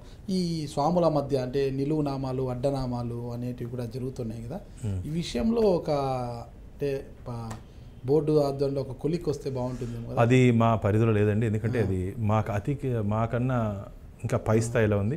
అది ఆధ్యాత్మికవేత్తలు, మఠాధిపతులు, పీఠాధిపతులు మాట్లాడుకొని చేయాల్సిన అవసరం ఉంది. కానీ గతంలో ఉన్నిందండి, ఇప్పుడు ఆ వివాదం సద్దుమణిగిపోయింది లేదు. గతంలో ఉన్నింది, మనమంతా ఒకటే, వైష్ణవులైనా శ్రీ వైష్ణవులైనా అందరం ఒకటే, దానికి ఏమి లేదు. మొన్న జరిగినటువంటి ధార్మిక సదస్సులో దేశంలో ఉన్నటువంటి మఠాధిపతులు, పీఠాధిపతులు అందరూ వచ్చారు. ఒక మంచి వాతావరణంలో, ఒక ఆధ్యాత్మిక వాతావరణంలో ఏ విధంగా ఈ ఆధ్యాత్మిక కార్యక్రమాన్ని తిరుపతి దేవస్థానం ద్వారా బయటికి తీసుకోవాలని చెప్పి మంచి ఆలోచనలు, మంచి సూచనలు ఇచ్చారు. వారి సూచనలు, సలహాల వరకు మేము ముందుకు పోతాం. వివాదాలకు కేంద్ర బిందువుగా గతంలో తిరుమల క్షేత్రం ఉండిందే కానీ ఇప్పుడు మాత్రం కేంద్ర బిందువుగా లేదు. యాత్రికుల సౌకర్యార్థం కోసం ఈరోజు తిరుపతి దేవస్థానం ధర్మకర్తల మండలి పనిచేస్తుందని చెప్పి నా గట్టి విశ్వాసం, నమ్మకం. వెంకయ్యనాయుడు గారు రాజకీయ గురువుగా భావిస్తున్న మీకు వెంకయ్యనాయుడు గారితో అసలు పరిచయం ఎలా ఏర్పడిందంటారు? 1997లో అద్వానీ గారు తిరుపతి వస్తున్నారు కాబట్టి అప్పుడు నాకు ట్రావెల్స్ ఉన్నింది, సీలో కారు ఉంది. భారతీయ జనతా పార్టీకి సంబంధించిన సీనియర్ నాయకులు వచ్చి కార్ అడిగారు ఫస్ట్, సరే ఇస్తానని చెప్పాను. మళ్ళీ ఇంకో చర్చిలో మీరు అప్పుడు నేను స్టూడెంట్ యూనియన్ చైర్మన్గా పనిచేసిన అనుభవం కొద్దిగా తిరుపతిలో కొద్దిగా మంచి సర్కిల్ ఉంది కాబట్టి మీరు కూడా పార్టీలో చేరితే బాగుంటుందంటే అప్పటికే నాకు హిందూ భావాలైనా సరే ఇవన్నీ కొద్దిగా ఆలోచన ఉంది కాబట్టి రామ జన్మభూమి యాత్ర చేసినట్టు అద్వానీ గారు వస్తున్నారు బాను, కాబట్టి నువ్వు ఉంటే బాగుంటుందని చెప్పి నా స్నేహితులు సలహా ఇచ్చారు. ఆ రోజు నా కారు తీసుకుపోయి రైల్వే స్టేషన్ దగ్గర పెడితే నా మిత్రుడు ఒక సలహా ఇచ్చాడు, అంత పెద్ద ఆయన వస్తున్నాడు కదా రైల్వే స్టేషన్ మయూరా హోటల్ వరకే కదా, నువ్వే డ్రైవ్ చేయి అన్నాడు. సరే మంచి ఆలోచన కదని చెప్పి అద్వానీ గారు వచ్చిన తర్వాత ఆ రోజు మొట్టమొదటిసారి గారు అద్వానీ గారిని వెంకయ్యనాయుడు గారిని చూడడం జరిగింది. నేను డ్రైవింగ్ సీట్లో, నా పక్కన ఒక బ్లాక్ క్యాట్ కమాండో, వెనకాల అద్వానీ గారు, వెంకయ్యనాయుడు గారు. కారు ఎక్కిన తర్వాత కూర్చున్నాక అద్వానీ గారు పేరు అడిగారు. నా పేరు భానుప్రకాష్ అని చెప్పాను. సరే నాయుడు గారు చూసి ఎక్కడ ఉంటామని అడిగారు. తిరుపతిలో ఉంటానన్నా అన్నాను. సరే మైరా హోటల్కి వెళ్ళిపోయిన తర్వాత అదే పార్టీలో జాయిన్ అవుతున్నా. సరే వారు రెడీ కిందకు వచ్చిన తర్వాత ప్రెస్ మీట్లో నన్ను ఇంట్రొడ్యూస్ చేశారు. భానుప్రకాష్ రెడ్డి విద్యార్థి సంఘ నాయకుడు, పార్టీలో చేరుతున్నారని. ఇప్పటికి ఉంది నా దగ్గర ఫోటో. అద్వానీ గారు నా చేయి పట్టుకొని నా భుజం మీద చెయ్యేసి ఆజ్ మేరా రథసారథి అన్నాడు. అంటే రైల్వే స్టేషన్ నుంచి మైరా హోటల్ వరకు డ్రైవ్ చేశాను కదా, ఆజ్ మేరా రథసారథి అన్నారు. ఇంక నేను ఆ రోజు 2 రోజులు ఉన్నారు అద్వానీ గారు. ఆ 2 రోజులు పూర్తిగా నేను రథసారథిగా ఉండిపోయాను. ఆ సమయంలో వెంకయ్యనాయుడు గారితో పరిచయం ఏర్పడింది. అంతకన్నా ముందే వెంకయ్యనాయుడు గారి ప్రసంగాలు చూసేవాడిని నేను. అసలు ఆ వాగ్దాటి కానీ ఇది కానీ, సో అలాంటి వ్యక్తులతో ప్రయాణం చేయడం వల్ల ఆ పరిచయం ఈ రోజుకి ఒక మంచి గురువు నాకు దక్కిన ఆనందం నాకు ఎలా ఉంది సన్నిహిత సంబంధాలు. ఆ రోజు ఎలా ఉన్నారు వెంకయ్యనాయుడు గారు, ఈరోజు కూడా అలాగే ఉన్నారు. ఏ విషయంలోనైనా సరే ఖచ్చితంగా మంచి సలహాలు ఇస్తారు. అంటే రాజకీయాల్లో కేవలం పైరవీలతో పైకి పోవాలి అనే ఆలోచన లేదు. కష్టపడితేనే ఫలితం ఉందని చెప్పి నాయుడు గారు చెప్పారు. కష్టం పడితేనే ఫలితం వస్తుంది. రాజకీయాల్లో ఈరోజు కూడా నాకు ఇంట్లో అరుస్తుంటారు, నువ్వు ఇట్లా నిద్ర లేకుండా 24 గంటలు తిరుగుతా అంటే ఎట్లా అని చెప్పి. తప్పదండి, కష్టపడకపోతే రాదు. అది కూడా తృప్తి ఉంటుంది. 10 మందికి సహాయం చేస్తే. మామూలు భానుప్రకాష్గా నేను అధికారిక కలెక్టర్కో ఎస్పీకో భానుప్రకాష్ రెడ్డి అసలు పేరు, కానీ అందరూ భానుప్రకాష్ రెడ్డిగా ఎవరు భానుప్రకాష్ అంటారు. అంటే ఎందుకు ఆ రెడ్డి అనేది కనిపించదు? రెడ్డి, కమ్మ, రాజు ఇవన్నీ ఎందుకండి? మనంతా మనుషులు, అందరూ ఒకటే. కులాల కుంపట్లో మనం నలిగిపోవాల్సిన అవసరం లేదు. భానుప్రకాష్ రెడ్డి అనేది ఎవరికి తెలియదు, భానుప్రకాష్ గానే తెలుసు. భానుప్రకాష్ నేను కూడా భానుప్రకాష్ అని పిలుస్తాను చాలా మంది. నాకు కూడా అవసరం లేదండి. ఎందుకు ఆ కులాల కుంపట్లో మనకు పోవసరం మనకు ఏముందండి? మనకు అవసరం లేదు. దేవుడు ఇచ్చినటువంటి ఈ జీవితం పోయేటప్పుడు ఎవరికైనా 3కి 6 అంటే పూడ్చిన 3 కార్లు లేదా కట్టలు కదా కాలుస్తారు. చనిపోయే లోపల 4 మంచి పనులు చేసి పోవాలని చెప్పిన ఆలోచన. కాబట్టి ఇలాంటి ఆలోచన లేదు. నా దగ్గర పనిచేస్తుంటే సిబ్బంది కూడా ఎప్పుడు ఏ క్యాస్ట్ అని కూడా నేను అడగనండి. ఏ క్యాస్టు ఎవరు అని చెప్పి నేను అడగను. నాకు నా దగ్గర పనిచేస్తున్న డ్రైవర్లు కానీ, స్టాఫ్ కానీ, ఇంట్లో వంట వాళ్ళు కానీ పట్టించుకోవాల్సిన అవసరం ఉంది. ఎందుకండి? మనకు అవసరం లేదు. కాబట్టి నన్ను భానుప్రకాష్గానే నిలిచిపోనియండి, భానుప్రకాష్గానే నేను ముందుకు పోతానని చెప్పి భావిస్తున్నాను. అద్వానీ గారితో వెంకయ్యనాయుడుతో పరిచయం అయ్యాక మళ్ళీ మీరు బీజేపీ నగర అధ్యక్షునిగాను, జిల్లా అధ్యక్షునిగాను పనిచేశారు. ఎప్పుడు చేశారు అది? 1997లో నేను పార్టీలో చేరడం జరిగింది. 1998లో నగర అధ్యక్షుడిగా 2 సంవత్సరాలు, మళ్ళా జిల్లా అధ్యక్షుడిగా 2 సంవత్సరాలు, రాష్ట్ర ప్రధాన కార్యదర్శిగా అప్పుడు 3 సంవత్సరాలు, మళ్ళీ రాష్ట్ర అధ్యక్షుడిగా 3 సంవత్సరాలు. బీజేవైఎం అంటే భారతీయ జనతా యువమోర్చాగా రాష్ట్ర అధ్యక్షుడు. అప్పుడు దత్తాత్రేయ గారు రాష్ట్ర అధ్యక్షులుగా ఉన్నారు, నేను రాష్ట్ర ప్రెసిడెంట్గా ఉన్నా. అప్పుడు తిరుపతిలో ఒక మంచి వెంకయ్యనాయుడు గారు అందరి దీంట్లో ఒక ధార్మిక చలో తిరుపతిని పెట్టానండి. అప్పుడు అప్పుడు ఉన్నటువంటి ప్రభుత్వం ధార్మిక వ్యతిరేక విధానాలు అవలంబిస్తుంటే చలో తిరుపతిని పెట్టి చాలా మంచి కార్యక్రమం చేయడం జరిగింది. మా జీవితంలో చాలా సంతోషంగా ఏమిటంటే 7 కొండల్ని అప్పుడు 2 కొండలని చెప్పి అప్పుడు ప్రభుత్వం జీవో ఇవ్వడం జరిగింది. అప్పుడు పోరాటం చేస్తే తిరిగి 7 కొండలు స్వామివారికే అని చెప్పి ఒక జీవో ఇవ్వడం జరిగింది. అంతేకాకుండా టీటీడీ ఆలయాల పరిధిలో కానీ అన్యమత ప్రచారం చేస్తే 5,000 రూపాయలు జరిమానా, 3 సంవత్సరాల శిక్ష విధించే విధంగా జీవో నెంబర్ 746, 747 రావడం జరిగిందండి. ఇవన్నీ రావడంలో మా పాత్ర కూడా ఉన్నదానికి మేము సంతోషిస్తున్నాం. కాబట్టి రాబో రోజుల్లో ఆ దేవదేవుల ఆశీర్వాదంతో ఇంకా మంచి జరగాలని చెప్పి, సీమాంధ్ర స్వర్ణాంధ్ర అవ్వాలని, భారతదేశం స్వర్ణ భారత్ కావాలని చెప్పి కోరుకుంటున్నాం. వెంకయ్యనాయుడు ద్వారానే టీటీడీ బోర్డు సభ్యుడు అయ్యారా మీరు, లేకపోతే భారతీయ జనతా పార్టీ తరపున భారతీయ జనతా పార్టీ అంటే ఈ 10 సంవత్సరాల కాలంలో టీటీడీలో జరుగుతున్నట్టు అవినీతి మీద మాట్లాడే అవకాశం నాకు వచ్చింది. కాబట్టి భాను ధర్మకర్త మండలిలో ఉంటే బాగుంటుందని చెప్పి పార్టీ ఏకగ్రీవంగా ఒకే పేరు పంపించిందండి. నేను అదే చెప్పాను, నాకన్నా సీనియర్లు, నాకన్నా అనుభవం ఉన్న భారతీయ జనతా పార్టీ ఒకే పేరు సిఫార్సు చేసింది. కాబట్టి పార్టీ తరపున ఈరోజు మిత్రపక్షంగా ఉంది కాబట్టి నాకు అవకాశం కల్పించారు. మరి మీ పదవి ఎక్స్టెన్షన్ అయ్యే అవకాశం ఉందని భావిస్తున్నారా? నాకైతే భగవంతుడి మీద నమ్మకం ఉంది. నాయుడు గారి ఆశీర్వాదాలు ఉన్నాయి కదా? నాయుడు గారి ఆశీర్వాదం ఎప్పుడు ఉంటుంది నాకు, భగవంతుడి ఆశీర్వాదం కూడా ఉంటుందని భావిస్తున్నా. పార్టీ కూడా ఏ విధంగా నిర్ణయిస్తే ఆ విధంగా పోయేదానికి పార్టీ భాను సేవలు ఇంకో 2 ఏళ్ళు కావాలని చెప్తే ఎక్స్టెన్షన్ అయితే పెండింగ్లో ఉన్న పనులని చకచకా ముగిస్తామంటారా? 100% పెండింగ్లో ఉన్నా లేకపోయినా ఉంటే లోపల ఉండి మాట్లాడడానికి అవకాశం ఉంటుంది. బయట ఉన్నా సరే ఖచ్చితంగా నేను ఇప్పుడు మీకు ఏమేమి చెప్పాను మీరు ఏమో నోట్ చేసుకోండి. ఇవన్నీ మళ్ళీ మీరు రేపు ఏం బాగా చేయలేదని మీకు అడిగే హక్కు మీకుంది. చేయాల్సిన అవసరము బాధ్యత నా మీద ఉంది కాబట్టి ఖచ్చితంగా పూర్తి చేస్తాను. ఉంటే ఇంకొద్దిగా ఈజీగా ధర్మకథమంలో కొద్దిగా ఈజీగా అంటే 6 నెలల్లో కావాల్సిన పనులు 2 నెలల్లో చేయొచ్చు. బయట ఉంటే ఇంకొద్దిగా ఆలస్యం అవుతుంది అంతేగాని ఇవి నేను చెప్పినటువంటి పనులన్నీ పూర్తి చేయగలనని చెప్పి నమ్మకం నాకుంది. నగర జిల్లా అధ్యక్షునిగా, జిల్లా ప్రధాన కార్యదర్శిగా, భారతీయ జనతా పార్టీ యువ మోర్చా రాష్ట్ర అధ్యక్షునిగా పనిచేశారు. నగర ప్రజలతో మంచి బాంధవ్యాలు కూడా ఉన్నాయి, సంబంధాలు ఉన్నాయి, మంచి ఆత్మీయ సంబంధాలు ఉన్నాయి మీకు. అలాంటిది 2009లో మీరు బీజేపీ ఎమ్మెల్యే అభ్యర్థిగా తిరుపతి నుంచి పోటీ చేశారు మీరు. అయితే ఎందుకు ఓటమి పాలు కావాల్సి వచ్చింది? అది కూడా 3వ స్థానంలో ఓడిపోయారు. అంటే చిరంజీవి గారు అప్పుడే వచ్చారు పార్టీలోకి. ఒక మంచి ఫేము, ఒక మెగాస్టార్ ఇమేజ్ ఉన్నటువంటి ఇది. ఆ రోజు అసలు పోటీ చేయడమే ఒక కష్టమైన పరిస్థితి ఆ రోజు. కానీ రాజకీయాలంటే ఏమిటో పోటీ చేసింది తెలుస్తుంది. నేను 2000 సంవత్సరంలో తిరుపతిలో ఒకే ఒక కార్పొరేటర్ మున్సిపల్ కౌన్సిల్ అండి. తిరుపతి చరిత్రలో బీజేపీకి ఇప్పటికి ఒకటి నేనే. అది 1వ వార్డు. అది కూడా 1వ వార్డు నుంచి ఆ రోజు గెలవడం జరిగింది. అది గెలిచిన తర్వాత మీరు కానీ ఈరోజు గమనించినట్టయితే 2000 అంటే ఈరోజు 17 సంవత్సరాల ముందు నేను వేసినటువంటి రోడ్లు ఇప్పుడు కూడా బ్రేక్ చేయకూడదు ఆలోచన. ఎందుకంటే మొత్తం ఖాళీ సైట్లు అండి. నేను ఉన్నటువంటి హౌసింగ్ బోర్డు కానీ ఎన్జిఓ కాలనీ అన్ని ఖాళీ సైట్లు. నేను సిమెంట్ రోడ్ వేసేటప్పుడు ఆ రోజు నా ఇంజనీరింగ్ అధికారికి చెప్పాను, ఆ ఖాళీ సైట్లకి యూడిఎస్కి పైప్ లైన్ పెట్టేయండి. ఎందుకంటే మళ్ళీ వాళ్ళకి కావాల్సినంత బ్రేక్ చేసే అవసరం లేకుండా. నేను 2000 వచ్చిన తర్వాత 2005లో బయట వచ్చేటప్పటికి పూర్తి స్థాయిలో నా డివిజన్కి సంబంధించిన అన్ని రోడ్ని సిమెంట్ రోడ్లకి వేయడం జరిగింది. వేకెంట్ సైట్లు కొందరు రాజకీయ నాయకులు కబ్జా చేయాలంటే దాన్ని మున్సిపల్ పార్కులుగా డెవలప్ చేయడం జరిగింది. కాబట్టి ఆ రోజే ఒక అవగాహన వచ్చింది. ప్రజాక్షేత్రంలో ప్రజలకి కానీ అవసరమైనవి మంచి చేస్తే ప్రజలు ఆదరిస్తారని చెప్పి. కానీ మీరు చెప్పిన 2009లో ఆ మెగా జైంట్ ఫిగర్స్తో ఫైట్ చేయడం కష్టం.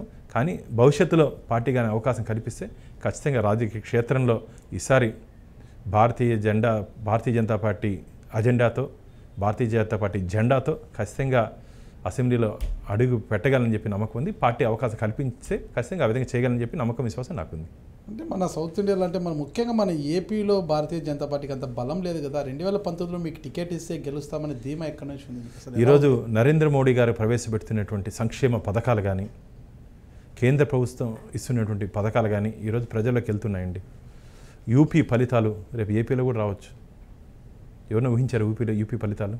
నిన్న ఢిల్లీలో కార్పొరేషన్ ఎన్నికలు. కాబట్టి భారతదేశం మొత్తం ఈరోజు కాషాయి రెపరెపలాడుతుంది. రాబో రోజుల్లో మోడీ గారి మీద, భారతీయ జనతా పార్టీ మీద నమ్మకం, విశ్వాసం ప్రజలకు ఉంది. అదేవిధంగా ఆంధ్రప్రదేశ్లో ఉన్నటువంటి ప్రజలు కూడా ఆంధ్రప్రదేశ్ని అన్ని విధాలా కేంద్ర ప్రభుత్వం, కేంద్రం ఉన్నటువంటి భారతీయ జనతా పార్టీ ఆదుకుంటుందని నమ్మకం, విశ్వాసం వస్తుంది. ఆ విశ్వాసంతో, ప్రజల నమ్మకంతో రాబో రోజుల్లో ఖచ్చితంగా 2019 మీరు గమనించండి, భారతీయ జనతా పార్టీ అనూహ్యమైన ఫలితాలు రాష్ట్రంలో సింగిల్గా పోటీ చేస్తుందంటారా? అది భారతీయ జనతా పార్టీ తీసుకోవాల్సిన నిర్ణయం. కానీ భారతీయ జనతా పార్టీ పూర్తి స్థాయిలో ఒక బలమైన పార్టీగా ఆంధ్రప్రదేశ్లో తయారు కాబోతున్నది. ఈ సింగిల్గానా అనేది అయితే రాష్ట్ర పార్టీ, కేంద్ర పార్టీ నిర్ణయిస్తుంది. ఇంకా సమయం 3 సంవత్సరాలు ఉంది. కాబట్టి ఏ విధమైనా సరే భారతీయ జనతా పార్టీకి ఆంధ్రప్రదేశ్లో బంగారు భవిష్యత్తు ఉందని చెప్పి నేను భావిస్తున్నాను. ప్రస్తుతం తిరుపతిలో టీడీపీకి సరైన అభ్యర్థి లేరనిపిస్తుంది. అయితే 2019 ఎన్నికల్లో పొత్తు ఉన్న టీడీపీతో బీజేపీకి పొత్తు ఉంటే బీజేపీ నుంచి పొత్తులో భాగంగా టికెట్ అడిగే అవకాశం ఏమైనా ఉందంటారు మీరు? అదే భారతీయ జనతా పార్టీ అవకాశం కల్పిస్తే భాను నువ్వు నిలబడంటే ఖచ్చితంగా నేను నిలబడడానికి ఎవరు లేరు కదా తిరుపతిలో. అది అందుకని చెప్తున్నాను కదా, రాజకీయాలు ఎవరు ఎప్పుడైనా రావచ్చు. పార్టీ గుర్తించి ఖచ్చితంగా అవకాశం ఇస్తే ఖచ్చితంగా నేను పోటీ చేసేదానికి సిద్ధంగా ఉన్నాను. నాకైతే నమ్మకం ఉంది. ప్రజలు కూడా నన్ను ఆశీర్వదిస్తారని చెప్పి. గెలిచి తిరుపతికి చాలా చేయాల్సిన పనులు ఉందండి. ఎందుకంటే తిరుపతికి నిత్యం ఈరోజు లక్షలాది మంది భక్తులు వస్తున్నారు. కంజెస్టెడ్ అయిపోయింది. తిరుపతిని అభివృద్ధి పదంలో ముందుకు తీసుకుపోవాల్సిన అవసరం ఉంది. కాబట్టి కేంద్ర ప్రభుత్వంలో ఉన్నటువంటి సన్నిహిత సంబంధాలతో వెంకయ్యనాయుడు గారు కానీ మిగతా మినిస్టర్లు కానీ ఉన్నారు. కాబట్టి వాళ్ళందరి సంబంధాలతో రాబో రోజుల్లో ప్రజలు కానీ అవకాశం కల్పిస్తే ఒక తిరుపతిని అన్ని విధాల అభివృద్ధి పదంలో ముందుకు తీసుకునే విధంగా సాయశక్తిలా నేను కృషి చేయగలని చెప్పి నాకు విశ్వాసం ఉంది. ఎయిర్పేట్ సంఘటనపై మీ అభిప్రాయం? చాలా దురదృష్టకరమైన సంఘటన. ఇమీడియట్గా ప్రమాదం జరిగిన వెంకటనే నేను అక్కడికి వెళ్ళడం జరిగింది. ఊరి సమస్య కోసం వచ్చినటువంటి ఆ ఊరు ప్రజలు ఊరే వల్లకాడైపోయిందండి. దాదాపు 16 మంది రైతన్నలు. అంటే ఇది ప్రభుత్వ పరంగా ముందే కానీ చర్యలు తీసుకుంటే అక్రమ మైనింగ్, అక్రమ మాఫియా, ఇసుక రవాణాని అరికట్టునింటే ఇంత దూరం వచ్చి ఉండదేమో అని నాకు అనిపిస్తుంది.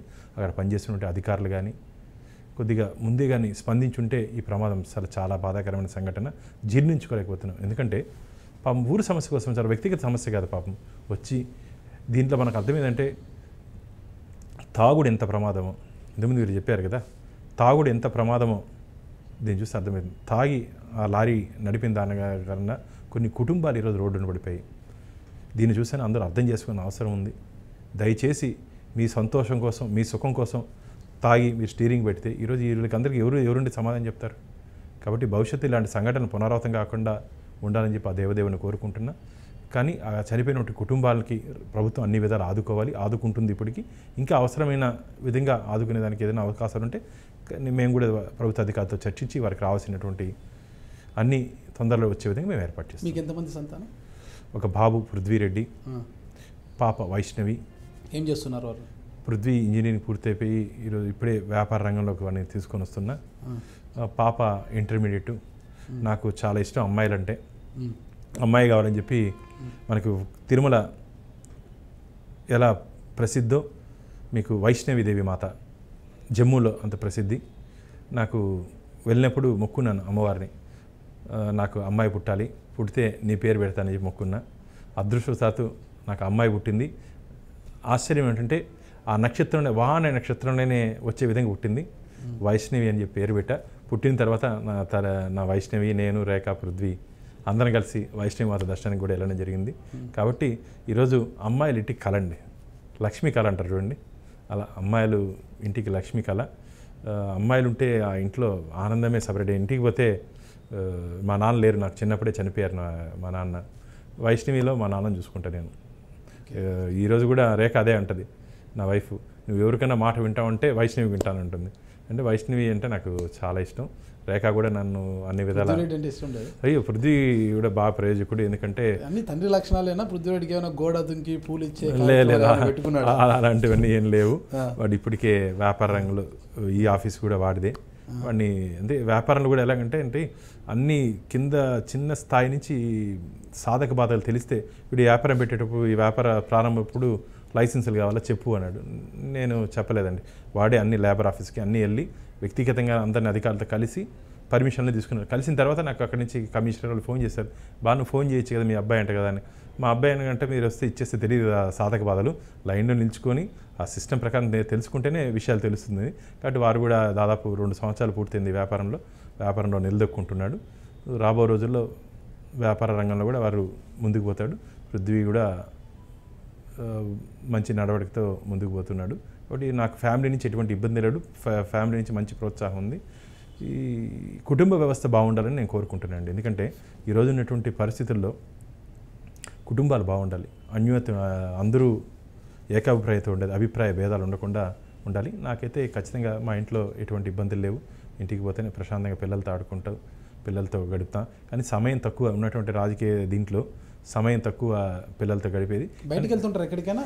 నేను ప్రతి సంవత్సరం ఒక స్పిరిచువల్ టూర్ తీసుకొని వెళ్తాను పిల్లల్ని ఖచ్చితంగా. ఇప్పుడు అదే పిల్లలు అంటున్నారు ఎక్కడ ఈ సంవత్సరం ఎక్కడ ఏ గుడికి తీసుకుపోతున్నావు అంటారు. ఖచ్చితంగా ఒక స్పిరిచువల్ టూరు ప్రతి సంవత్సరం పిల్లల్ని తీసుకుపోతాను. ఎందుకంటే ఆ స్పిరిచువాలిటీ ఒక పాజిటివ్ ఎనర్జీ ఉంటాయండి దేవాలయాల్లో. కాబట్టి ఆ ఎనర్జీ మనకు అవసరం. పిల్లలు కూడా మన దేవాలయాలు చూడాలి, అన్ని ప్రదేశాల్లో చూడాల్సిన అవసరం. మానస సరోవర్ కూడా వెళ్ళొచ్చాను నేను. అంటే పిల్లలు పాప నాటరోడు బాబు రాలేదు కాబట్టి నేను రేఖ మానస సరోవర్ కూడా వెళ్ళొచ్చాను. అన్ని క్షేత్రాలు నేను ప్రతి సంవత్సరం పుణ్యక్షేత్రాన్ని తిరుగుతుంటా. నాకైతే ఒక నమ్మకం, మనకన్నా ఒక అతీతమైన శక్తి ఉంది, అది మనం నడిపిస్తుంది, అదే భగవంతుడు. మొత్తం అయితే ఉత్త పుణ్యక్షేత్రాలైనా నా సినిమాలు అవి తీసుకెళ్ళలేదు. సినిమాలు కూడా పోతుంటాము. అంటే సమయం తక్కువ కాబట్టి మంచి సినిమాలు వచ్చినప్పుడు ఖచ్చితంగా 100% ఇంట్లో దగ్గర మనకు కూడా ఎంటర్టైన్మెంట్ కావాలి కదండి. ఎంతసేపు ఈ ఒత్తిడితో, రాజకీయాల్లో భలే ఒత్తిడి ఉంటుంది. బాహుబలి వెళ్తున్నారా? ఖచ్చితంగా నా కూతురు ఎలా అంటుంది. ఎందుకంటే రాజకీయాల్లో కూడా ఇంత ఒత్తిడితో ఉంటాయి కాబట్టి ఎంటర్టైన్మెంట్ కూడా అవసరం. ప్లస్ రాజకీయాలకు ఎంత ఇంపార్టెన్స్ ఇస్తున్నామో ఫ్యామిలీకి కూడా అంత ఇంపార్టెన్స్ ఇవ్వాలండి. మీ అభిమాన నటుడు ఎవరండి? నా అభిమాన నటుడా అభిమాన నటుడు అప్పుడున్నటువంటి యాక్టర్లో ఎన్టీఆర్ గారు, ఇప్పుడున్నటువంటి యంగ్ జనరేషన్లో ప్రభాస్ బాగుంటాడు. ప్రభాస్ అంటే మీ పార్టీ అనే అట్టనే కాదు, బాగుంటుంది, బాగుంటాడు అని బాగుంటాడు. ఓకే, హీరోయిన్లో ఎవరు అభిమానిస్తారు ఎక్కువ? హీరోయిన్లు అప్పుడు శ్రీదేవి ఉన్నారు, ఇప్పుడు రకుల్ ప్రీత్ సింగ్. రెండు వైపులు అలా. ఓకే, ఇష్టపడే పదార్థాలు ఏంటి మీరు? నేను బాగా నాన్ వెజ్ తినేవాడినండి. ఓకే, భగవంతుడు దగ్గర అవకాశం వస్తుందని ఏ రోజు తెలిసిందో, అంటే నన్ను పార్టీ భగవంతుడి సేవలో పంపిస్తుందని చెప్పి నాకు ఇన్ఫర్మేషన్ తెలిసిన వెంటనే అప్పుడే వదిలేశానండి. అంటే మానేయాలన్నట్లా అంటే లేదు అంటే దేవుడి ఎప్పుడు నాకు బాను నీ పేరు ప్రతిపాదిస్తున్నామని చెప్పారు, అప్పుడే నిలిపేశాను. ఎందుకలా అంటే తినకూడదనే? అంటే ఆ దేవుడి సన్నిధిలో అట్లా ఉంటే బాగుంటుంది అని అనిపించింది. అంతకుముందు కూడా 2-3 సంవత్సరాలు నిలిపాను. దేవాలయాలకు వెళ్ళేటప్పుడు ప్రతి శనివారం తినేవాడిని కాదు. కొండకు పోవాలనుకున్న రోజు, కొండకు దర్శనం చేసుకుని వచ్చిన రోజు తినేవాడిని కాదు. కానీ ఏ రోజైతే నా పార్టీ ప్రతిపాదించింది ఆ రోజు నుంచి వదిలేశాను. కానీ నన్ను నా ఫ్రెండ్స్ అంతా బాగా తిండిపోతూ ఉంటారు నన్ను. సాయంత్రం అయితే చిరుతిండ్లు, బజ్జీ, బోండాలు ఖచ్చితంగా ఇప్పుడు కూడా తింటాను. రేఖా బజ్జీలు అవి. రేఖ కూడా బాగా వంట చేస్తుంది. ఇంటికి పోతేనే మంచి భోజనం పెడుతుంది. కాబట్టి నేను మన కష్టపడేది కడుపు మంచి తిట్లు కూడా ఉంటాయా? కుటుంబ వ్యవస్థలో ఖచ్చితంగా అన్నీ ఉంటాయండి. ప్రేమ ఉంటుంది, కోపం రెండు ఉంటాయి. కాబట్టి కుటుంబ వ్యవస్థలు అన్నీ ఉంటాయి. మీకు ఒకటే భగవంతులకే ఉన్నింది మనం ఒక లెక్క అని చెప్పండి. మీకు చరిత్ర చూస్తే భగవంతులే కోపతాపాల్లో ఉన్నటువంటి చరిత్ర మనం చూస్తాం. లక్ష్మీ వెంకటేశ్వర గారు. కాబట్టి మానవ జీవితంలో అన్ని సర్వసాధారణం. కానీ ఏదైనా సరే ఓర్పుతో, నేర్పుతో జీవితాన్ని ముందుకు తీసుకుపోవాలి. కుమారుడు పృథ్వీ వ్యాపారాలైనా రాజకీయ వారసుడిగా ప్రకటించే అవకాశం ఉందా? రాజకీయాలు ఇప్పుడున్నటువంటి పరిస్థితిలో వాడు వ్యాపారంలో పోతేనే మంచిదని చెప్పి భావిస్తున్నా. భవిష్యత్ రాజకీయ వారసుడు దేవుడు ఇస్తాడు. మనకి శక్తి ఉన్నంత వరకు మనం ఖచ్చితంగా భారతీయ జనతా పార్టీ కోసం పనిచేస్తాం. నేను అదే చెప్పాను కదా, నా కోరిక భారతీయ జనతా పార్టీ భారతీయ జనతా పార్టీ అజెండాతో ప్రజల్లోకి వెళ్ళాలి. ఖచ్చితంగా అసెంబ్లీలో చట్టసభలో అడుగు పెట్టాలని నా కోరిక. ఆ దేవదేవుడు నెరవేరుస్తారని చెప్పి ఆశిస్తున్నా. ప్రజలు ఆశీర్వదిస్తారని చెప్పి భావిస్తున్నా. జీవితంలో మర్చిపోలేని సంఘటన అంటే బాధించే అంశం కానీ అత్యధికంగా సంతోషించదగ్గ విషయం కానీ ఏంటి? బాధించే అంశం అంటే చిన్నప్పుడే మా నాన్నగారిని కోల్పోవడం. ఎందుకంటే నాకు 8 సంవత్సరాల వయసు. ఆ వయసులో మా నాన్నగారిని కోల్పోవడం చాలా బాధ కల్పిస్తుంది. ఎందుకంటే నాన్న ప్రేమ పొందలేకపోయాను. సంతోషించే అంశం చాలా బాధ ఇస్తుందండి. ఎందుకంటే రేఖని పెళ్లి చేసుకోవడం సంతోషించదగ్గ. పువ్వు ఇచ్చినప్పుడు లేదా సంతోషం? అదే రేఖ దక్కడం సంతోషంగా భావిస్తున్నా. అంటే దక్కేందుకు ముందు పువ్వు ఇచ్చారు కదా, అప్పుడు లేదా సంతోషం? ప్రపోజ్ చేసిన టెన్షన్ అప్పుడు కూడా అదే చెప్తాను కదండి. ఆ రోజు ఆలోచన లేకుండా చేసినట్టు పనులు అవన్నీ ఈ నేటి యువతరికి అది నేను చెప్తుండేది అదే. దయచేసి ఏ వయసులో చేయాల్సిన పనులు ఆ వయసులో చేయాలండి అని చెప్పి నేను చెప్తాను. రాజకీయ డ్రీమ్ ఏమంటారు? రాబో రోజుల్లో ఖచ్చితంగా చట్టసభలకు వెళ్ళాలి. ప్రజల తరపున ప్రజా సమస్యలు నెరవేర్చే విధంగా ఒక మంచి నాయకుడిగా, మీరు చెప్పినట్టు ఇంతకుముందు భాను మంచి చేశాడు, భాను వల్ల ఇది జరిగింది అని చెప్పి ఒక భానుప్రకాష్ ఒక మంచి నాయకుడిగా ప్రజల మన్నలు పొందాలని చెప్పి ప్రజలకు ఉపయోగపడే కార్యక్రమాలు నేను చేసే విధంగా ఆ దేవుడు నన్ను ఆస్వాదించమని చెప్పి నేను కోరుకుంటున్నాను. ఇప్పటివరకు చూశారు కదండి, టీటీడీ బోర్డు సభ్యుడు జి భానుప్రకాష్ గారు చెప్పిన అంశాలన్నీ కూడా అంటే కేవలం సెంట్రల్ నుంచి వచ్చే సభ్యుల కంటే బీజేపీ పార్టీ అధినేతలకు ఒక ప్రోటోకాల్ ప్రకారం తాను దర్శనాలు చేస్తున్నానని తప్పితే తన ప్రాపకాన్ని పెంచుకోవడానికి కాదని, దర్శనాలు తిరుమలలో దర్శనాలు చేస్తే నాయకుడు కాలేరని, పోరాటం పటిమ ఉంటేనే నాయకుడు అవుతారని చెప్తున్నారు. మరో విధంగా 2 ఏళ్ల పాటు తను టీటీడీ బోర్డు సభ్యుడిగా ఎన్నో విజయాలు సాధించాలనేసి, అలాగే తాను టికెట్ల పెంపు విషయంలో కావచ్చు, లడ్డు ధరల పెంపు విషయంలో కావచ్చు, తాను తీసుకున్న నిర్ణయాలు అమలైతే టీటీడీ బోర్డుకు దాదాపు 300 కోట్ల రూపాయల వరకు అదనంగా ఆదాయం వచ్చే అవకాశం ఉందనుకుంటున్నారు. ఇవన్నీ కూడా జరగాలంటే తనకు మరోసారి అవకాశం వస్తే వకలమాత ఆలయ మందిరము త్వరితగతిన పూర్తి చేయడంతో పాటు టీటీడీలో మరిన్ని నూతన సంస్కరణలు తీసుకురావడానికి కూడా ప్రయత్నిస్తానంటున్నారు. అయితే చివరిగా భారతీయ జనతా పార్టీని ఎప్పటికైనా తిరువీధులలో నాటి చట్టసభల్లో అడుగు పెట్టాలన్నదే తన లక్ష్యమని ఘంటాపదంగా చెబుతున్నారు. అయితే భవిష్యత్తులో భానుప్రకాష్ గారు అనుకున్న మేరకు చట్టసభల్లోకి వెళ్తారా, ఇలాగే టీటీడీ బోర్డు మాజీ సభ్యునిగానే మిగిలిపోతారా అన్నది కూడా వేచి చూడాల్సి ఉంది. థ్యాంక్ యూ భానుప్రకాష్ గారు. గోవిందా. దాదాపు గంటన్నర సేపు మీ విలువైన సమయాన్ని ఐడ్రీమ్ మీడియాకి వెచ్చించి ఎన్నో విలువైన మంచి అంశాలు చాలా చెప్పారు. అసలుకి మరిన్ని అంశాల కోసము మరొకసారి ఐడ్రీమ్ మీడియా మీ ముందుకు వస్తుంది. అంతవరకు సెలవు అండి. గోవిందా నారాయణ. Thank you.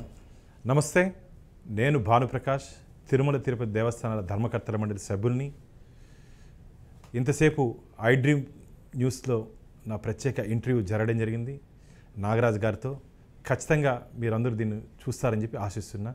గోవిందా నారాయణ.